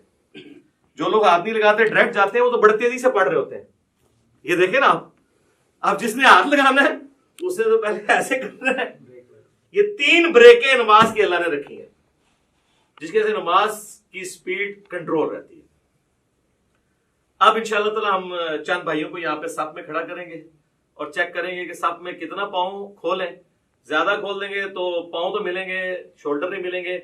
اور بعض ایسے ہوتے ہیں ایک پاؤں تو انہوں نے ایسے ملایا ہوتا ہے, دوسرا اتنی دور ہوتا ہے کہ سامنے والا بندہ پاؤں جوڑتے جوڑتے ایسے ہو جاتا ہے بیچارہ, اور لت درد کرنی شروع کر دیتی ہے. تو میرا خیال ہے کچھ لوگ اب جو ہے نا ادھر سے کھڑے ہونا جی, ادھر سامنے آ کے باری باری سب کو کروا لیتے ہیں نا. اچھا میرے بھائیو, اب انشاءاللہ تعالیٰ آپ کو پریکٹیکلی بتائیں گے کہ صف میں جب زیادہ نمازی کھڑے ہوں گے تو کس طریقے سے انہوں نے نماز پڑھنی ہے. 2 ہوں گے تو ساتھ کھڑا کرنا ہے, اور 2 سے زیادہ ہوں گے تو امام آگے ہوگا, پیچھے ہوں گے باقی. البتہ اگر میاں بیوی جماعت کروا رہے ہیں تو وہ ساتھ اپنی بیوی کو نہیں کھڑا کرے گا, بیوی ایگزیکٹ اس کے پیچھے کھڑی ہوگی. اور ترتیب یہ ہے کہ سب سے آگے جو ہے وہ مردوں کی صف ہوتی ہے, اس کے پیچھے بچوں اور غلاموں کی, اور اینڈ پہ عورتوں کی صف ہوتی ہے. تو اب یہ ہم نے صف کے اندر 1 2 3 4 5 6 7 8 9 بھائیوں کو کھڑا کیا ہے. 8 اللہ وطر ہے, وطر کو پسند کرتا ہے. آپ دیکھیں جی انہوں نے اپنے جو ہے وہ پاؤں اتنے کھولے ہوئے جتنے ان کے جسم ہے, اس سے زیادہ نہیں کھولے, ورنہ پھر ان کے کندھے نہیں ملیں گے. آپ دیکھیں ان کے پاؤں بھی ملے ہوئے ہیں اور ان کے کندھے بھی ملے ہوئے ہیں. آج پیچھے کر کے ذرا کندھے ان کے ذرا کور دکھائیں, دور سے ہی دکھا دیں. آپ ادھر ہی دیکھیں کندھے سب کے ملے ہوئے ہیں. اگر ان میں سے کسی نے ذرا سے پاؤں زیادہ کھول دیے کم, تو پھر ان کے لیے یہ تھوڑا سا ویسے ہوا ہے ان کا. ٹھیک ہے, یہ آپ نے خود ڈیسائیڈ کرنا ہے. شعیب بھائی آپ کو پاؤں زیادہ پھیلانے ہوں گے، آپ کی اوپر سے باڈی چوڑی ہے، ہاں یہ آپ نے غلط کیا ہوا ہے، اور ٹھیک ہو گیا جی. پاؤں کے پنجے قبلہ رخ ہیں، ایڑیاں سیدھ میں ہیں، اور یہ صحیح بخاری میں موجود ہے کہ صحابہ کرام کہتے ہیں کہ جب ہم صف سیدھی کرتے تو پاؤں سے پاؤں یلزقو کے الفاظ ہیں، مل جایا کرتے تھے. ایڑیاں ملیں گی، پنجے آگے پیچھے ہو سکتے ہیں. آپ دیکھ رہے ہیں کہ کسی کا پاؤں چھوٹا ہے تو اس کا پنجہ پیچھے ہے، ان کا پاؤں بڑا ہے پنجہ آگے، لیکن ایڑی سب کی سیدھ میں، ایڑی کو سیدھ میں رکھ کے سب سیدھی کرنی ہے، پنجے کو نہیں. اور ملنے پہ جب باری آئے گی تو صرف پنجے ہی ملے گا، ایڑی تو نہیں مل پائے گی. ایڑی کو ملانے کی کوشش کریں گے تو بعض لوگ ایسے کر لیتے ہیں، وہ ٹیڑے ہو جاتے ہیں پاؤں، وہ بالکل غلط ہے، قبلے سے تو نہیں ہٹنا. ٹھیک ہے جی، یہ آپ نے مٹھی نہیں بنانی، نارمل رکھنا، ہاں ایسے نارمل. اب آپ سارے آئیں جی اس پوزیشن میں کہ آپ رفع الیدین کرنے لگے، اپنے ہاتھوں کو اس طرح بلند کریں جس طرح میں نے بتایا تھا. ہاں جی، ابھی دیکھیں جی کتنے لوگوں کی غلطیاں نکلیں گی جی کہ ان کے ہاتھ کہاں پہ. یہ دیکھیں نا، یہ آپ کا ہاتھ یوں ہوگا نا تو تب یہ دونوں ہاتھ برابر ہوں گے. جس نے پریکٹس نہیں کی ہوئی نا، ادھر بیٹھ کے یہ دیکھیں، یہ میرے سے بھی ہو جاتا تھا، یہ آپ کا ہاتھ اوپر ہے، اب آپ کا ہاتھ برابر ہے. ٹھیک ہے، ٹھیک ہے جی. اور ہاتھوں کو نارمل رکھنا ہے، اینڈ کرو. اس کا بڑا آسان طریقہ پتہ کیا ہے؟ یہ دیکھیں جی، آپ نے پریکٹس کرنی ہے نا تو آپ یوں ہاتھ رکھیں اور اس کے بعد ہاتھ کو یہ پیچھے لے کے تو پھر آپ سیدھا یعنی دیوار کے ساتھ پریکٹس کریں گے تو آپ کی پریکٹس بنے گی. ٹھیک ہوگا جی، ٹھیک ہوگا. اللہ اکبر. اب ہاتھ باندھ لیں. ہم وضع الیدین والی پہلے مثال سامنے رکھتے ہیں، اور ہاتھ جو ہیں وہ ٹھیک ہے. ویسے بعض لوگوں کی انگلیاں یہاں سے لٹکی ہوئی ہیں، بعض کی نہیں ہے. ٹھیک ہے، اس میں کوئی نہیں، جہاں آپ کو آسانی ہے وہ آپ کریں، کوئی مسئلہ نہیں ہے، یہ کوئی اتنا مسئلہ نہیں ہے. اور یہ آپ کا کیسے ہو گیا جی؟ ایسے اس کو اگر آپ یوں کر لیں تھوڑا سا تو آپ کو آسانی ہوگی. یہ ٹھیک ہوگا جی، بالکل ٹھیک ہے، جہاں آپ کو آسانی ہو. زبردست، ماشاء اللہ تعالیٰ. اور اگر آپ دوبارہ سے آپ تکبیر کیا کہ ارسال الیدین کریں تو کیسے کریں گے؟ آپ اللہ اکبر کہیں، اللہ اکبر. ارسال الیدین کریں گے تو نارمل ہاتھ یوں چھوڑیں گے آپ، جہاں پہ آپ کو آسانی سے جہاں پہ چھوڑتے ہیں. اگر آپ نے یوں کر کے نماز پڑھا نہیں ہے. ٹھیک ہے جزاک اللہ. اچھا، یہ آگے کیوں ہے آپ کے ہاتھ سائڈ پہ کیوں نہیں ہے؟ ایک دوسرے کے ہے، دیکھو نا. چلے جہاں پہ آسانی سے آ گئے. ٹھیک ہے جی. اب آپ نے اللہ اکبر کہہ کے رکوع میں جانا ہے، رفع الیدین کریں اور رکوع میں جائیں سارے. اللہ اکبر. ہاں جی، اب رکوع میں پتہ چلے گا جی کس کس کا ٹھیک ہے. ماشاء اللہ جی، ساروں پہ ٹھیک ہے، زبردست. ادھر سے شروع کریں تو پتہ چل جائے گا. یہ آپ شیشے میں پریکٹس کی ہوگی تو ٹھیک ہوگا. تھوڑا سا پیٹ جو ہے نا یہ ایسے بس ٹھیک ہے، آلموسٹ ٹھیک ہے. اور انگلیاں پھیلی ہوئی، گھٹنے کو مضبوطی سے پکڑنا ہے. اور نہ میر صاحب یہ آپ یہ سیدھی کریں، ایسے کونی بالکل سیدھی ہونی چاہیے، تو تب یہ آپ کی گردن سے آئی، یہ آپ بالکل ٹھیک ہو گئے. یہ بالکل تنی بھی ہو کمان کی طرح، جس طرح ابو داؤد میں آتا ہے کہ کباغ کی ڈوری جس طرح تنی آتی تھی، بالکل سیدھی. ٹھیک ہے جی. آپ کو یہ پرابلم ہے جی اس طرح کرنے میں، گھٹنے کو پکڑنے میں، ایسے ایسے یہ ایسے کر کے پکڑیں گے، یوں کر کے. ٹھیک ہے جی. سمیع اللہ لمن حمدہ. ٹھیک ہے، اللہم ربنا ولک الحمد. ٹھیک ہو گیا. اور اس کے بعد اب آپ اللہ اکبر کہتے ہوئے، میں نے اللہ اکبر کہنا تو آپ نے سجدے کی طرف جانا ہے پہلے ہاتھ لگاتے ہوئے. جی اللہ اکبر. ٹھیک ہو گئی. اچھا، ابو داؤد میں ایک حدیث ہے کہ نبی علیہ السلام کی جو ہاتھ ہے نا، ہتھیلیاں، وہ کانوں کی سیدھ میں بھی چلی جاتی تھی. یعنی آپ اس کو کندھے سے آگے بھی لے کے جا سکتے ہیں. بعض لوگ کہتے ہیں جی ماتھے سے آگے نہیں انگلیاں جانی چاہیے، کوئی مسئلہ نہیں، جا سکتی ہیں. بس بہتر طریقہ وہی ہے جس طریقے سے آپ لوگوں نے کیا ہوا ہے. اب آپ دیکھیں، اب آپ چوڑا سجدہ نہیں کر سکتے، آپ لوگوں کے آپ کو ایک دوسرے کو اکاموڈیٹ کرنا پڑا ہے، تو نماز میں اسی طریقے سے کرنا ہے. اور پیچھے سے ایڑیاں سب کی جڑی ہوئی ہیں جی. ہاں جی، ایڑیاں بھی دیکھنی ہے اور پنجے قبلہ رخ ہونے چاہیے. ٹھیک ہے، ٹھیک ہے، جزاک اللہ، بہترین. اب میں اللہ اکبر کہوں گا تو آپ نے جلسے بیٹھنا ہے. اللہ اکبر. دایاں پاؤں کھڑا کیا اور بایاں بچھا لیا. ٹھیک ہو گیا جی. اب اس میں دیکھیں کوئی نہیں، آپ دو سجدوں کے درمیان نہیں انگلی اٹھانی، انگلی تھلے رکھو. ہاں، اینڈ رکھنا ہے نارمل. اور آپ گھٹنوں تک بھی رکھ سکتے ہیں، گھٹنوں سے آگے بھی، جہاں آپ کو آسانی، اس میں کوئی نہیں ہے. اور نارمل رکھنی ہے انگلی، نہ ایسے جوڑنی، نہ ایسے. سجدے میں بھی میں نے بتایا نہ جوڑنی، جو نارمل ہے. اچھا، اب ہم نے دوسرا سجدہ کریں اور پھر اس کے بعد آپ سب تورک بیٹھیں، کیونکہ اس طرح تو آپ بیٹھ جائیں گے، تورک بیٹھنا ہے. اب اللہ اکبر کہوں گا، دوسرا سجدہ کریں. اللہ اکبر.